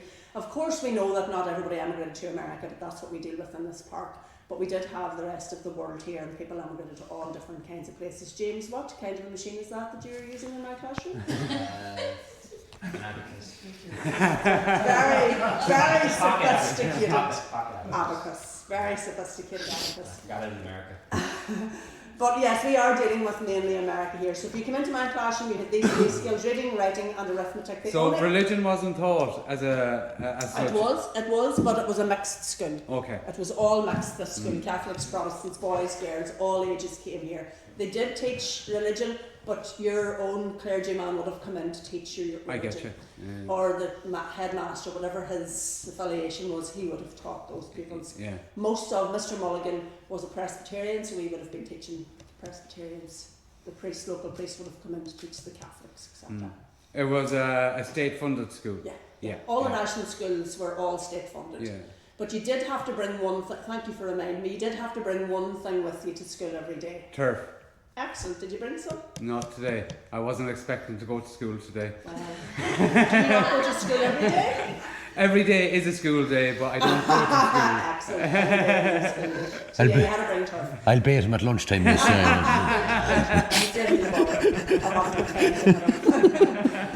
So yes, you have all these skills. You only need one more thing to be able to emigrate. What is it? So you can read, you can write, you can do your mathematics. You need one other thing to get to America. A ticket. A ticket. How would you get a ticket? You're very poor. How would you go to get a ticket?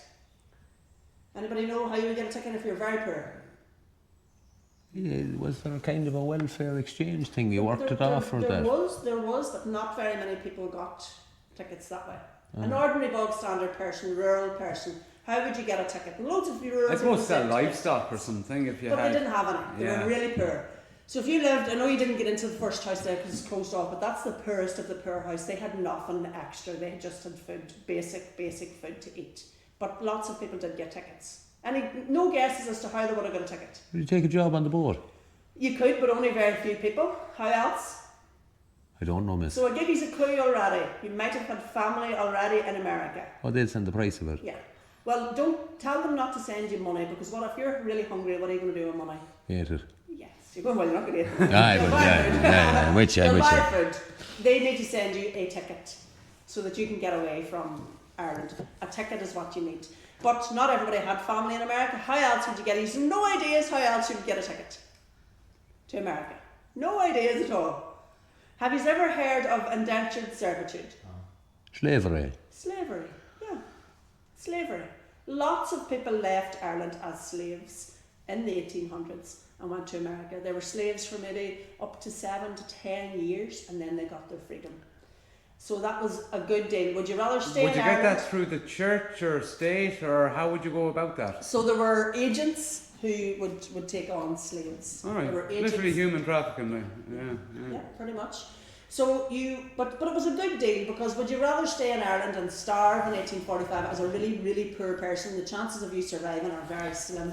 Or become a slave for 10 years and then get your freedom. Now, as a slave, you'll get your ticket to America, you'll get fed, you'll get somewhere to stay. Okay, you have to work for all that. But die or become a slave for 10 years, what would you choose? Freedom. Die. Yeah. I wouldn't work for someone for that, no. Even for 10 years. Huh? Even for 10 years. No, I'd say I'd be hung for poaching or something like that. No, I wouldn't. Well, lots of people did, and that's how they got their ticket to America. And after that 10 years was up, they had their freedom, they had experience, were quite healthy, and they were given their freedom to go and do whatever they wanted in America. 10 years is not a long time. Wasn't there some awful statements about the Irish slaves against the black slaves, that you could work the Irish one harder because you didn't have them for life? Exactly. Yeah. Yeah. There was more. You were probably a black slave was more dispensable to these people. They didn't really.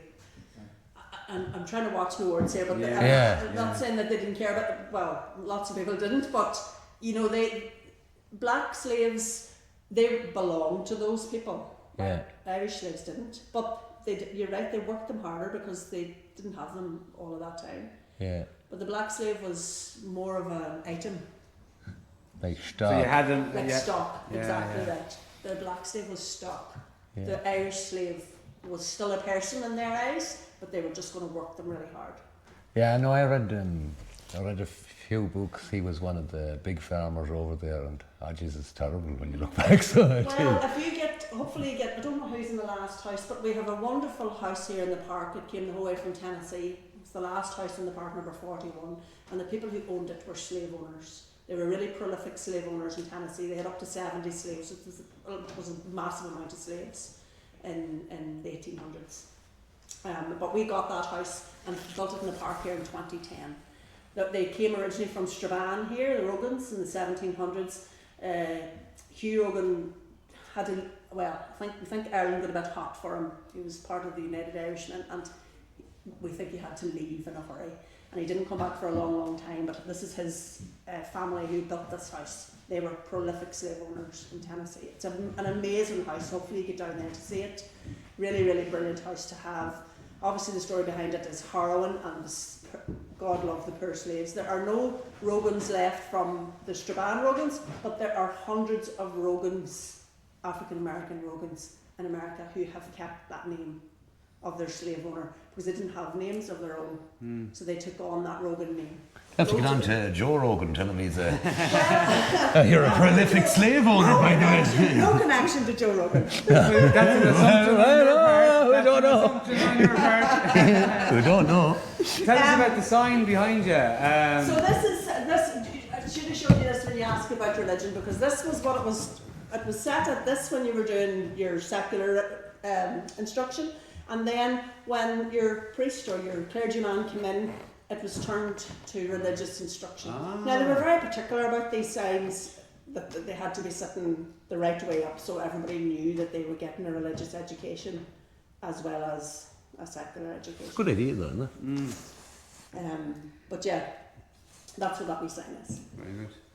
I was going to say to you, there was one more way that you could get a ticket. You may know this already, that you could just, I'm putting you under pressure and you just can't think of it, but the landlord, your landlord may pay for a ticket for you to get out of Ireland. Does anybody know why a landlord would do that?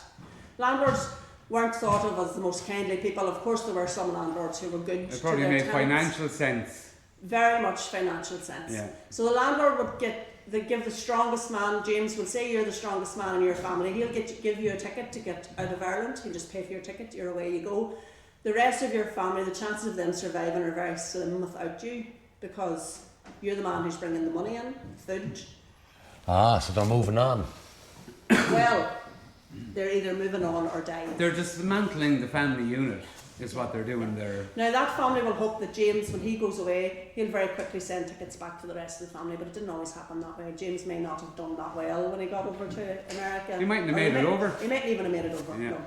So it made very much financial sense for that landlord to get rid of some people off his land. Plus, he didn't have the job of evicting them from the home when they didn't pay the rent, because they either have died or they've emigrated. If he did evict people, the rest of the people in the community would be up in arms. I don't know if you have ever been to Strokestown, which has an amazing story about the landlord, except I'm not going to go into that now, but if you look it up, you'll see and understand what I'm talking about. But yeah, you would have got to emigrate in lots of different ways. But poor people, most of the poorest of the poor in Ireland in 1845, 46, 47 were in the numbers who died. They were poor people who died, mostly. Some richer people did, of course, with disease, etc., but it was mostly poor people. And 2 million people lost their lives because of Gortamore, and over 1 million people emigrated at that time. So it was an awful, awful time in Ireland's history. And it's still, the consequence is still going on, and the ripple effect of it's still going on. Our population isn't back up to 8 million. It's not back up to that yet. I think we might be sitting about 7.5, 7. Between the two, yeah. So there you go. You have all the skills you need now, way off his pop. Well, thank you James, very much. I hope that whenever you get to America, you're very better mannered than you were in Ireland. Are you the youngest in the family by any chance? Oh. No. I am. They're normally the cheeky ones. Thank you very much. Thank You're you. very welcome, folks. So I hope you enjoy the rest of your days. You'll get to America now and you'll have a whole new life. There's a crack, shall we see? Thank you. I'll give her the Oh, full. no way! If you don't want We'll to. do. You ready? Yeah. Get me in bother. Oh, sorry, did I miss the hand? You did. You ready? I was going to say that. There's a washing there, pleasure. That stick could break very easy. That wouldn't be the best of an old stick. But you know, I remember being a kid getting the ruler. Oh, me too. You know, like, I mean, that Our wasn't... primary school teacher had a leather strap that he used to use on us. Yeah. Leather strap was used. Well, our grandfather, a lovely young teacher from Dublin, came down and hid the cane. The young teacher hid the cane and he beat the children for hiding it when he came back. Yeah. Well, James Bell, you just watch yourself. Thank you very My much. pub used to hide the wooden spoons because I used to, well, I didn't bait them, No. I want to give them a bit of skate. Yeah. And I went into the drawer to get the wooden, not a wooden spoon, the plout about the place, he'd hid them all. When he was younger. I went back years there because even, you know, it was good crack with your man, but I think it's just a generational thing. I was just like, Jesus, this book is talking an awful lot here. So He was very distracting. he wouldn't have got on to Willem Balnacara, I'll tell you. Thanks very much. You're very welcome. Thank you. Goodbye, miss. See you tomorrow. Fantastic. Isn't that Get your funny? turf the next day you come back. We won't. I'll bring you an apple as well. Bye. What a place. Yeah. Dee. Jesus, man, I tell you, if it's all like that. Like, I expect the farm to be something similar tomorrow. Oh, yeah. You know, fantastic. Yes, now we're in the right territory. I remember this house on the corner. Yeah, indentured servitude. Wow. I know, yeah. How do you get a ticket to Well, I was America? going to say on your back. Yeah. That's another way to earn it, like, and to get your ticket. But I don't know, I'd say you would have been beaten for a suggestion there. How do you get to America? You'd be a rent boy, miss. shit boy, journey to America. Mountjoy Post Office. This is probably where you buy your tickets. Or maybe the Telegram or something like that. Yeah, I'm en route. Yeah.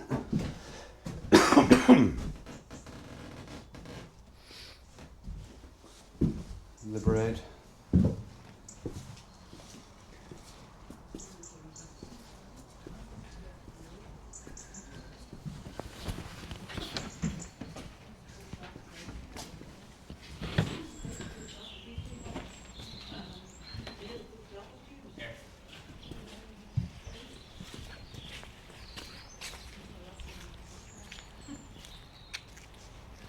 Very disappointed that this isn't open.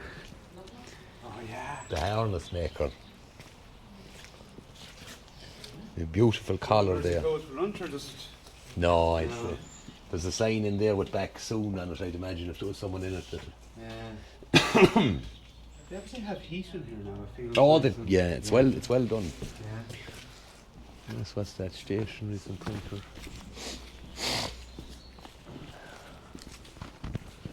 Is this a pub? Ah.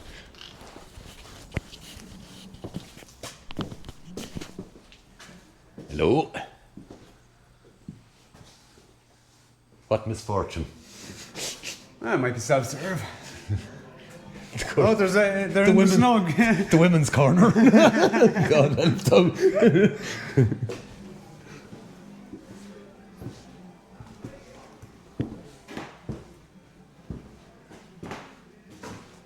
I'd say this is where the game of cards happens out here.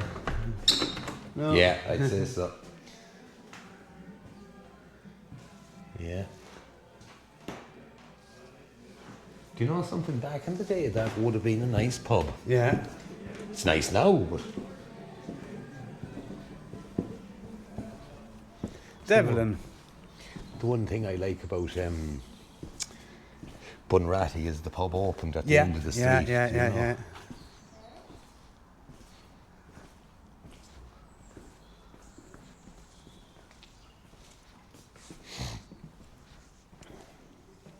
boat makers. There's one now I must get Dad to do one of the days, is twist the straw rope. Yeah. Yeah, it should be interesting for people to see, I suppose.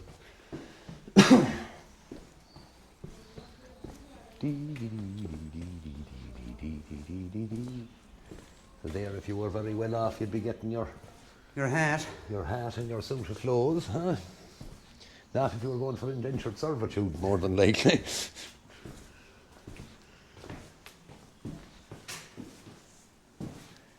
Now, wait till you see this, guys.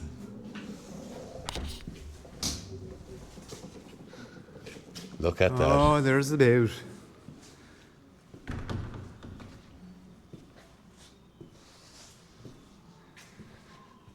Savage. Isn't it incredible? Well, I tell you what. So you get to see now, we'll be going in and just imagine, more than likely your relatives, some of them went through this. Because I remember this from the last time I'm being here, maybe a month, 2 months on this. Do you know?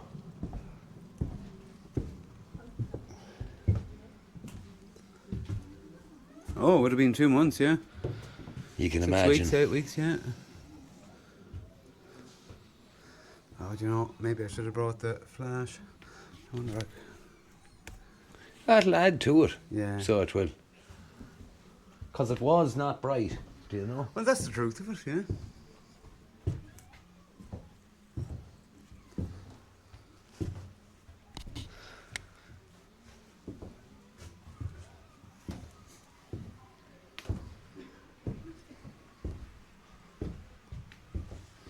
Just imagine now. So if you can see that there, both of us are going round now with our heads down. Yeah. Or you're going to, so you were not going to stand up straight at any stage except when you're in a beam. If you're going round like this. Yeah. So there's the beams for me. Oh, yeah. You're sure now you'd spend 2 months on it and you'd definitely have a clatter or two anyway. Yeah. And I mean, I'd say it was even more fuller than this. Oh, it was, yeah. You know. This is, yeah. You have to remember as well, it was an option at the time was to double bunk. So if you were a couple, oh, right. there's 2 of you in there. Yeah, there is. Some of these are doubles, all right, yeah. Yeah. They're Right. probably all doubles. Well, that's enough of that journey. We're after spending 2 months here now.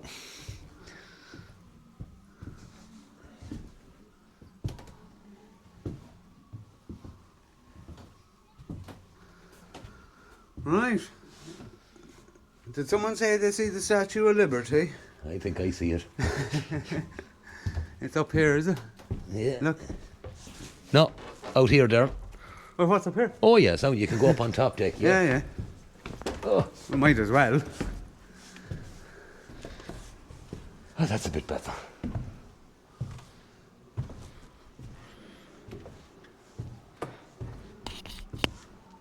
Oh, we don't let hoist up the mast. We have a lady of the night in here. The only woman with a heater. Yeah, she doesn't look well anyway. No.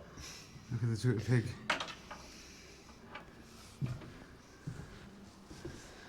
And there you are, one lifeboat for the well-to-do to sail away on. So we know that nearly 80 years later they didn't learn. Yeah. Yeah. One lifeboat. It's so well done.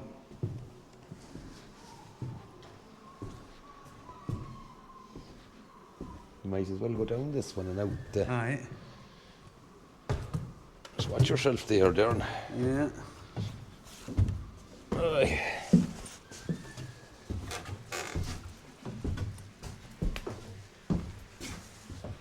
Oh, thank God we're landed.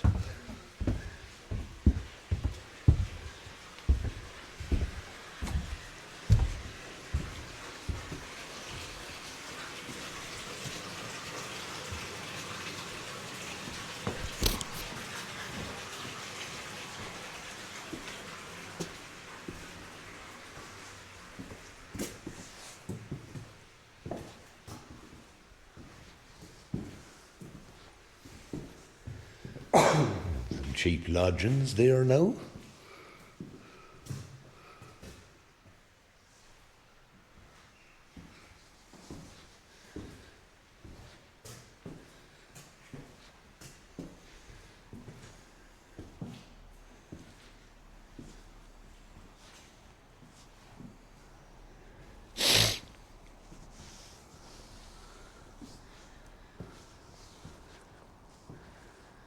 Oh, very good.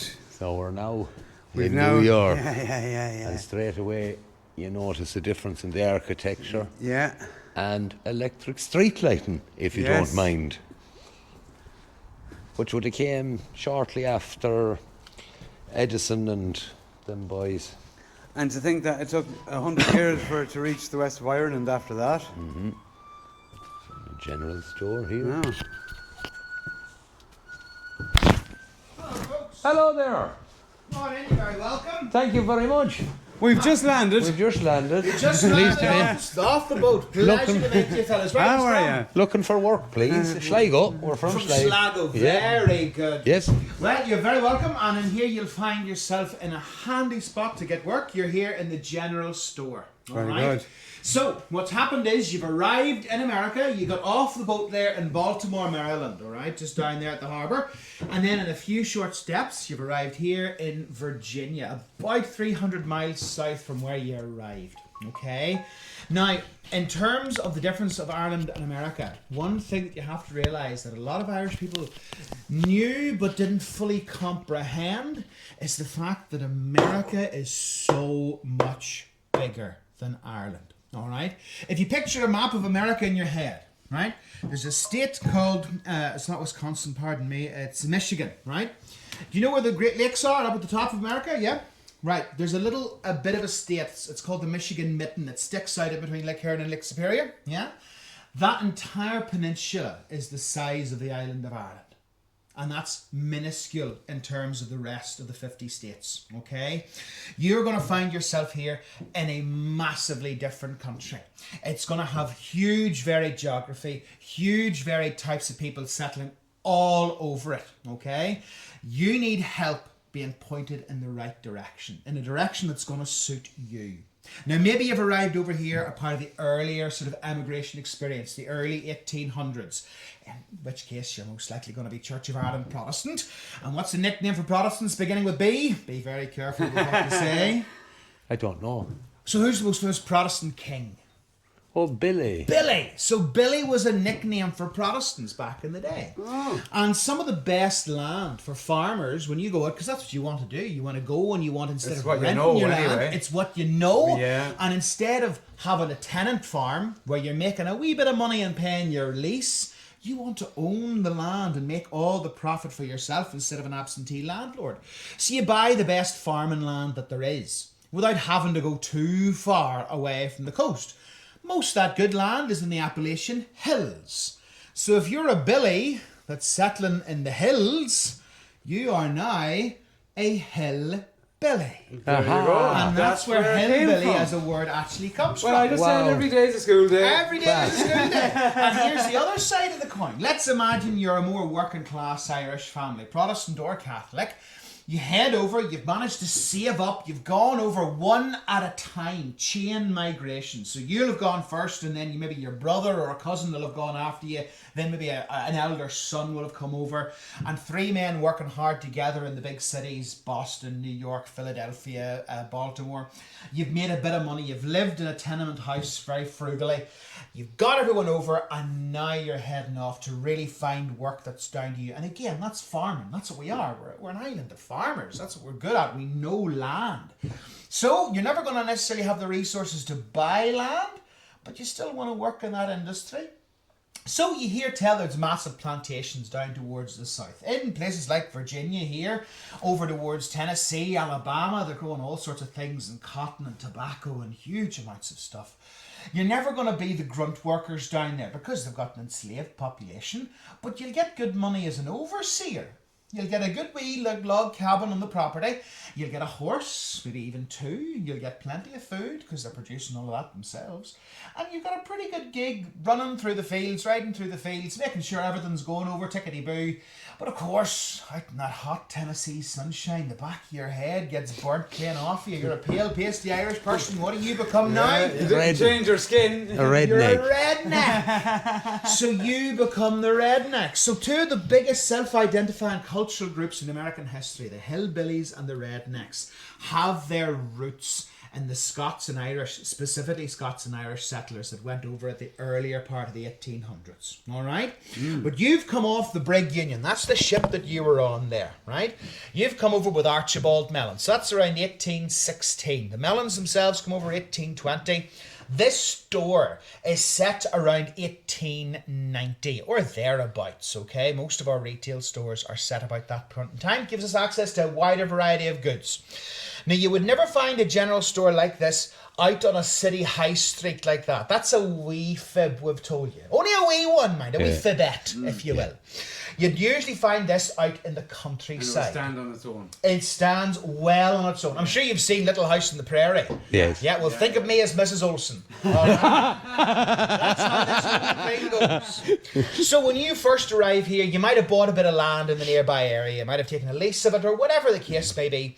But you've come here to buy your seeds and your tools and get all of the necessary information you need, okay?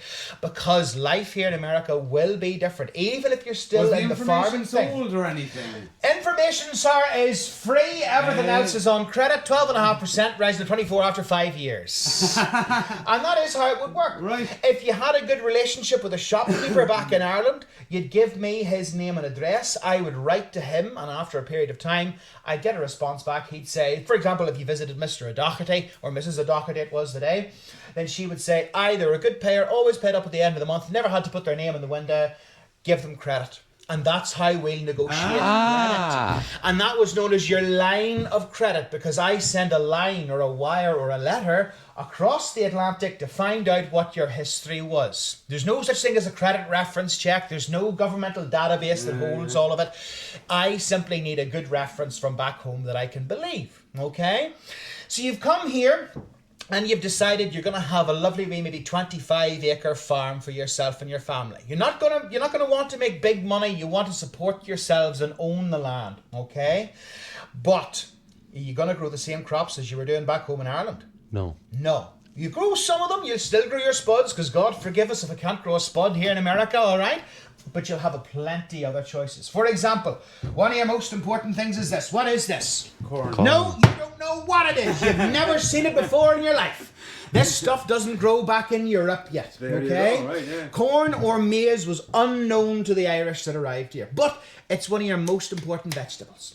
Because not only is it really easy to grow, it's an endemic crop here in America. In fact, stopping it from growing in the fields where you don't want it to is nearly the problem. It grows perfectly alongside other fruits and vegetables. For example, what are those big orange things over there? Pumpkin? No, you don't know what they are, son. They haven't arrived back in Europe yet. All right? What about this stuff here? What's this? I don't know. We've had coffee in Europe since 1400.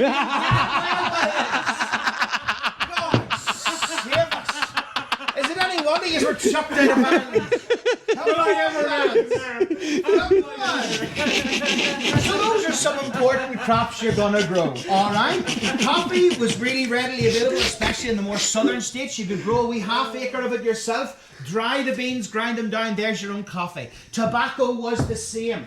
You could grow and make yourself a wee twist of tobacco out of an acre, right? You get plenty of tobacco on an acre of land, okay? This is one that's been around here for a while. Normally tobacco's not glued together, but you will say nothing. If you look in behind there, behind that wee horse and carriage, see that stuff hanging up there?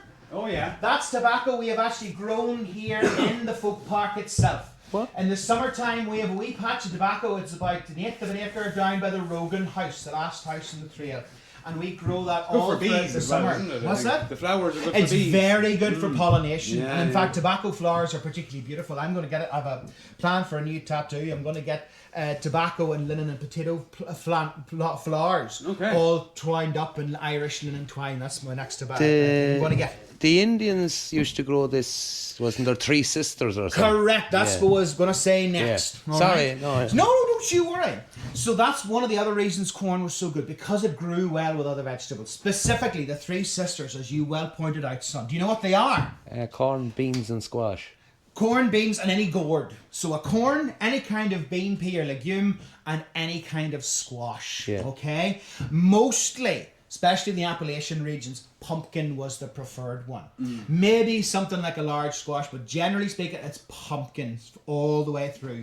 The bean you normally grow is your runner bean, all right? And the reason they work so well together is they form a complete sort of dietary supplement, okay?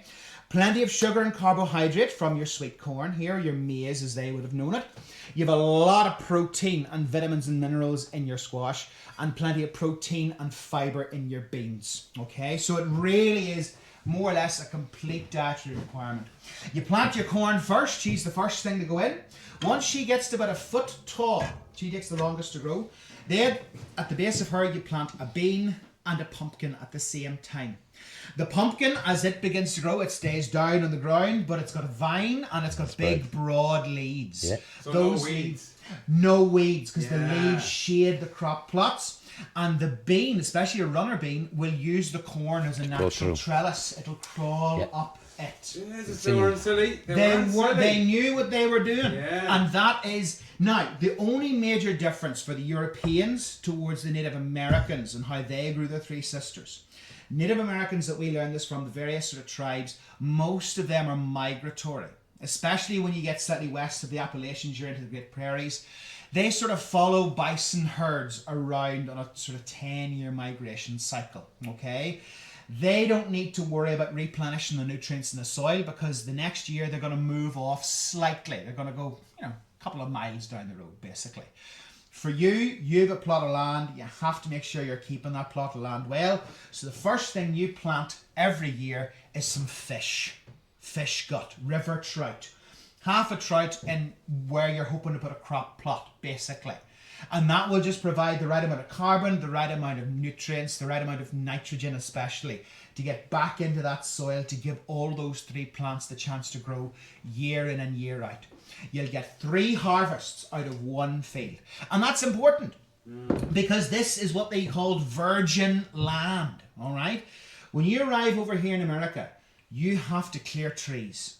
That is a given. That's the first thing you're going to have to do. There's no nice ready-made patchwork quilt of fields like it was here in Ireland. We've had the same fields for 1,500 years at this point in time, all right?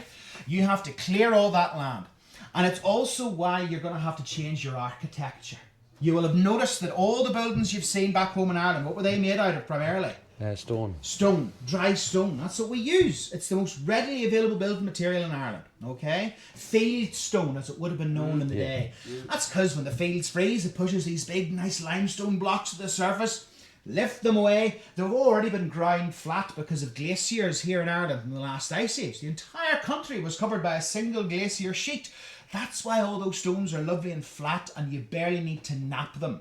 The skill is just fitting them all into bits and pieces without having to cut anything. Here in America, it's different. It wasn't half as much glacial activity, certainly where you're settling, up in Alaska and Canada, certainly, but not in around the New England, the Maine, the Pennsylvania area, okay? But what there is thousands of bloody trees. So you have to cut those down to get access to the actual ground to start farming. And you're not going to let all that wood go to waste. Certainly a lot of it will go to firewood to fuel your house and cook your food. But you're going to have to learn how to make a house out of it. Okay? And that's not something that we naturally do. We build with stone. Building with wood, we can make furniture, we can make floor planks, we can maybe make a bit of support for the roof and the thatch roof with a couple of A-frames. But in terms of building a whole house out of wood, that's something in our wheelhouse. Not a skill set that was readily going around anyway, And we are that's why going to we learn saw that. it in the estate houses, we saw it in places like that. Yes. And that's where it stayed. Yes, exactly. Yeah. So we need to learn from somebody else. So who are we learning from? Well, I'll tell you their name and you tell me where you think they're from. They're called the Pennsylvanian Dutch. So where are they from? Switzerland. Switzerland? Nope. And they're not Danish. They're not from the Netherlands. I'm afraid to guess now. No, they're Amish, aren't they? They're Germans. Yeah. They are the Germans. Because they're not Dutch. But They're did they not? Deutsch. Did they not go from Switzerland when some fellow was prosecuting their religion? To Well, there Germany? was a few Swiss went over, but in general, the Pennsylvanian Dutch or the Pennsylvanian Deutsch that we talk about, those are the Amish, the Mennonites. Yes, They yes. tended to come from sort of central and southern Germany and in around the Black Forest region. They know how to make a wooden house. Yeah, cuckoo right? clock country. Cuckoo clock country. Yeah. So they're heading up, they're settling with us, alongside us, okay? They're teaching us how to make a log cabin. They're the ones that we're going to learn that from first and foremost. So we start throwing up our wee log cabins. After a number of years, the little township we've started becomes a bit more developed. We get a little bit more industry in. Maybe there's miners coming in. Maybe we've got a nice good sawmill, and now we're building better houses for ourselves. And life progresses, all right? Now, we have a fun thing with the Germans. Okay? Yes. We get on really well with them. All right. We learn all those different things. We learn carpentry from them. We learn food preservation, a skill we didn't really have back home in Ireland. For example, when you have plenty of these going round, you've eaten all of your fresh stuff. Before it goes off, you want to keep it for long-term storage. Spuds, you can stick them somewhere cool, dark and dry, and they'll last you nearly a year. Corn's different.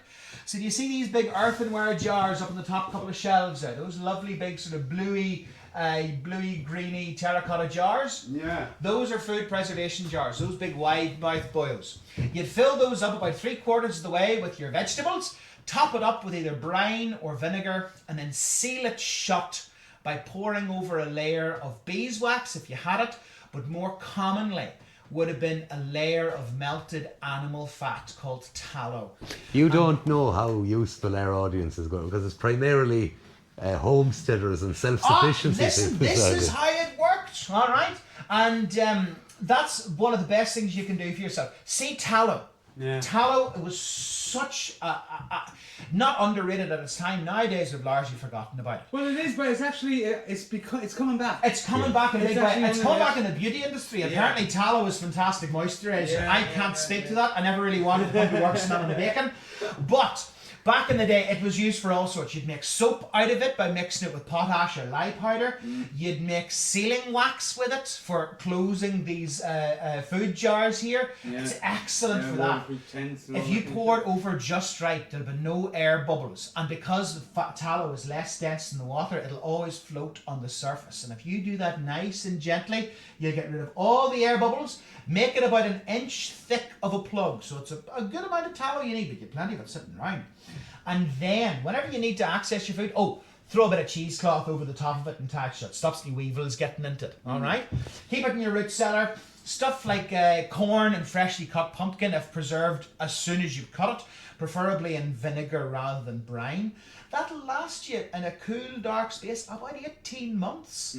So there's the year through and a wee bit of a safety net on the other side should anything go wrong, okay? You couldn't ask for any more comfort at that stage. Absolutely not. I mean, that's Absolutely not. The only other better way to preserve food was either industrial canning, which was beginning to come in, which was far removed from anything homesteaders. And probably quite expensive at that time. Very expensive, Yeah. and in the early days, deadly, Yeah, because instead right. of crimping the lid shut, they used to seal them with a bead of lead solder. Yeah. So unfortunately, eating, and especially if it was acidic things like tomatoes. See, there's tins of tomato paste here. Those, if you ate too many of those, would actually lead you dying of pulmonary edema. Now you were because of the lead poisoning. You were sporting a lovely hat, and you'll be familiar with it. So where's the terminology "mad as a hatter" come from? It's because the mercury the hatters used to use to set the actual shape of the wool hats. Mercury was a fantastic thing because of its particular content. It's obviously liquid at room temperature. Whenever you shape up a hat, you need something that's going to then knit the fibers together. Mercury does that really, really well. Other than that, you'd use something like an ammonia solution, which you would get from human urine. And then that's actually where the phrase having a pot, have a pot to piss in, and a piss poor. If you're a piss poor, you are selling your household waste off to the tanners or to the hatters, or even just to the dye workers. And if you were so poor you couldn't even do that, it's because you didn't have a pot to piss in. Yeah. So yeah, that's one of my favourite wee things. That's if you ever go into a good shop, that's why if you go into a very high-end retail fashion establishment, you start sniffing the tweed. If it doesn't smell like piss, it's not good tweed. No. Because even today, ammonia is the single best mordant, it's called, for setting dye. When you soak fibres, when you soak the fibres of a woolen hat, when you soak fibres of woolen clothes, because that's a natural fibre, it's made of little keratin scales. As you soak them, they begin to open up like that. Yep. Then you add in your dye, and it's simply a pigment that free floats in liquid, no matter what kind of dye it is. That then goes in, and then you want to start clamping that. So if you are felting it, as we would do for a hat, or if you're felting with needle felting, then you want those to lock together and sort of get all those scales cut in together. And then when you apply a mordant, that effectively draws the moisture out of the wool again, causing all of those little spires to close and lock together. That's why you get a hat. There's no reinforcement in here. That's all simply locked together wool fibres. Now, this is a modern one. We wouldn't have been using mercury in this one now. And by the smell of it, we didn't use piss either. So this is probably just what you Bad hat. Exactly right. But one more thing that we would actually swap with the Germans is a sense of humour. Did you know that? What Germans have this? So We stole it off them. I think. we give them it, and I don't know. the We didn't give them Germans much and the of it. Irish created one of the biggest pieces of Americana that still exists today, right? And it's to do with the difference in how the culture celebrated. The Irish, we love a ceilidh. We love opening the doors of our homes, inviting everybody in, getting as many people as possible. I know what in you're going to for say. a wee bit of a drink, a wee bit of a gossip, a wee bit of a ceilidh. The Germans, whenever they celebrate, they're quite refined. They like to do it in their own homes, and it's quite, small and locked down. But whenever you go on, 50 years down the line, you're starting to get the Irish and the Germans marrying off together. The Irish are going to, especially if it's an Irish lassie and a German fella, right? That's the ultimate combination. She wants the biggest wedding she could possibly have because her sisters had that and she can't be beat, right? The German fella, he's kind of, well, I would like to have some as a family around, and that will be all. It'll be quite nice. We'll have some, that's not going to satisfy anybody. So, the ideal halfway point of something like a big open space where the Irish like to celebrate, a public space, and for the Germans a nice closed in refined quiet space, private space. The ideal meeting point of that is the barn. Barn And dance. so you get barn dances. When you begin mixing Bavarian tradition with Irish tradition, Right. you get all of those strange do-si-do and swinging you about your dances. And when you take German umpa music, Bavarian umpa, nice driving heavy bass, the kind of thing they're wearing dirndls and lederhosen to dance around in, and you layer over the top of that a nice wee jig or a reel from a fiddle or a fife, right? Bluegrass. Bluegrass Yeah. music. Listen, we could spend all day with you. All day long, Here. honest to God. What's your name, sir? Yeah. My name's Joshua. Pardon me, I should have said earlier on. Have you have any to have you say- any socials or anything that these people can follow I you have on? from the 1800s, I have no. Send them pictures, courtesy of the generous. There's no Facebook. I have a book. I have a book, but no Facebook. I'm not good in the socials. I don't have the tickety talk or anything like that. You're here all the time. Yes, I'm one of the full-time guides here at the folk park. Great So I stuff. won't necessarily be in this spot. Okay. I'll be anywhere. A good place to get You me seem is in fairly school. versatile. I just you- Oh, Yeah. we did school already. Oh, today. and you had Mistress Joanne with you today. Yeah. I'm sure you had fun with her. Oh, yeah. Come to me sometime when I'm in the school. You'll soon get the chaps bit. Well, thankfully for once there was a worse blackguard than ourselves, so we kind of sauntered through it. Thank you very much. Not at all. What's yourself social here? Yeah. Social. We have a podcast ourselves. It's called the James Conway Experience. James Conway Experience. Yeah, I'll put so, her down. Yeah, we're doing a full episode on this because it's brilliant. I look forward to it, fellas. Yeah, I hope great you got a stuff. good side. Thank you very much. Look after Take yourselves. care. Islam. Alrighty. What a lovely man. Yeah. No, thank you. Thank you. But this is the cabin. So is the yeah, cabin. he was describing it there. Head in there, Darren. Yeah. You'll get it because I'm having a smoke. Very simple structure. So really the only solid piece is your chimney stack. Everything after that is actually timber.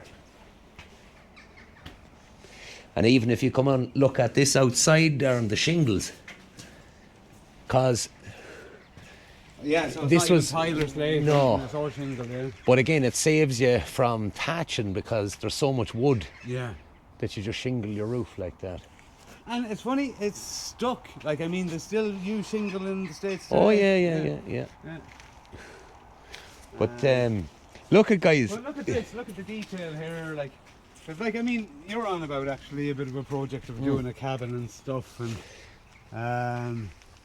I know there's plenty of guys on YouTube and stuff that is added all the time. But if you want to come, touch, feel, and look. Well, we'll level with you. We're on 8% of battery. Yeah. We're in the American section. You need to come here yourselves. Yeah. It's absolutely fantastic. And what we're going to do is sign off and basically come here yourself. We've given you the Irish part and the kind of journey part. Yeah. We won't, because the American section is fantastic as well. And you need to come and see it. Yeah, I mean, it's not a complete giveaway. No. So, No. But some fantastic characters that we have met today. They are the most, they're, I suppose, knowledgeable, humorous, easygoing, welcoming. Yeah. Yeah. I mean, it's been. If you're on the island of Ireland, you need to come here. It's such a lovely day. It's such a lovely day. And like all your paths here, we've been up here with the girls before. Yeah. Perfect for the buggies. You have no problems. If you have a member of the family who's in a wheelchair, that they can get everywhere. Yeah. So they can. Yeah. There's only one thing they can't really is go upstairs on the boat. That's it. Yeah, as far as I can see, you could push a wheelchair around this whole place. The only place they wouldn't get is upstairs on the boat. That's about all. it so far. Yeah. American bar. Yeah.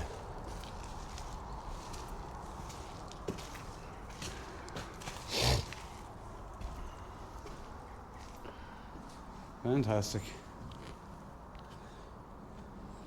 Yeah, so at this point, really, we're going to be starting to making our way back to the car, and we're heading for the Titanic Centre now. No, we have to stop off in South Armagh first. Oh, Then we're right. going. Yeah, well, there you go. James has a job. Wow, look at yeah. this. Just give them a bit of that and we'll sign off then. So we will. So thank you guys once again, and the Ulster American Folk Park. Absolutely. Fun for all the family. Great Good place. stuff. Rightio.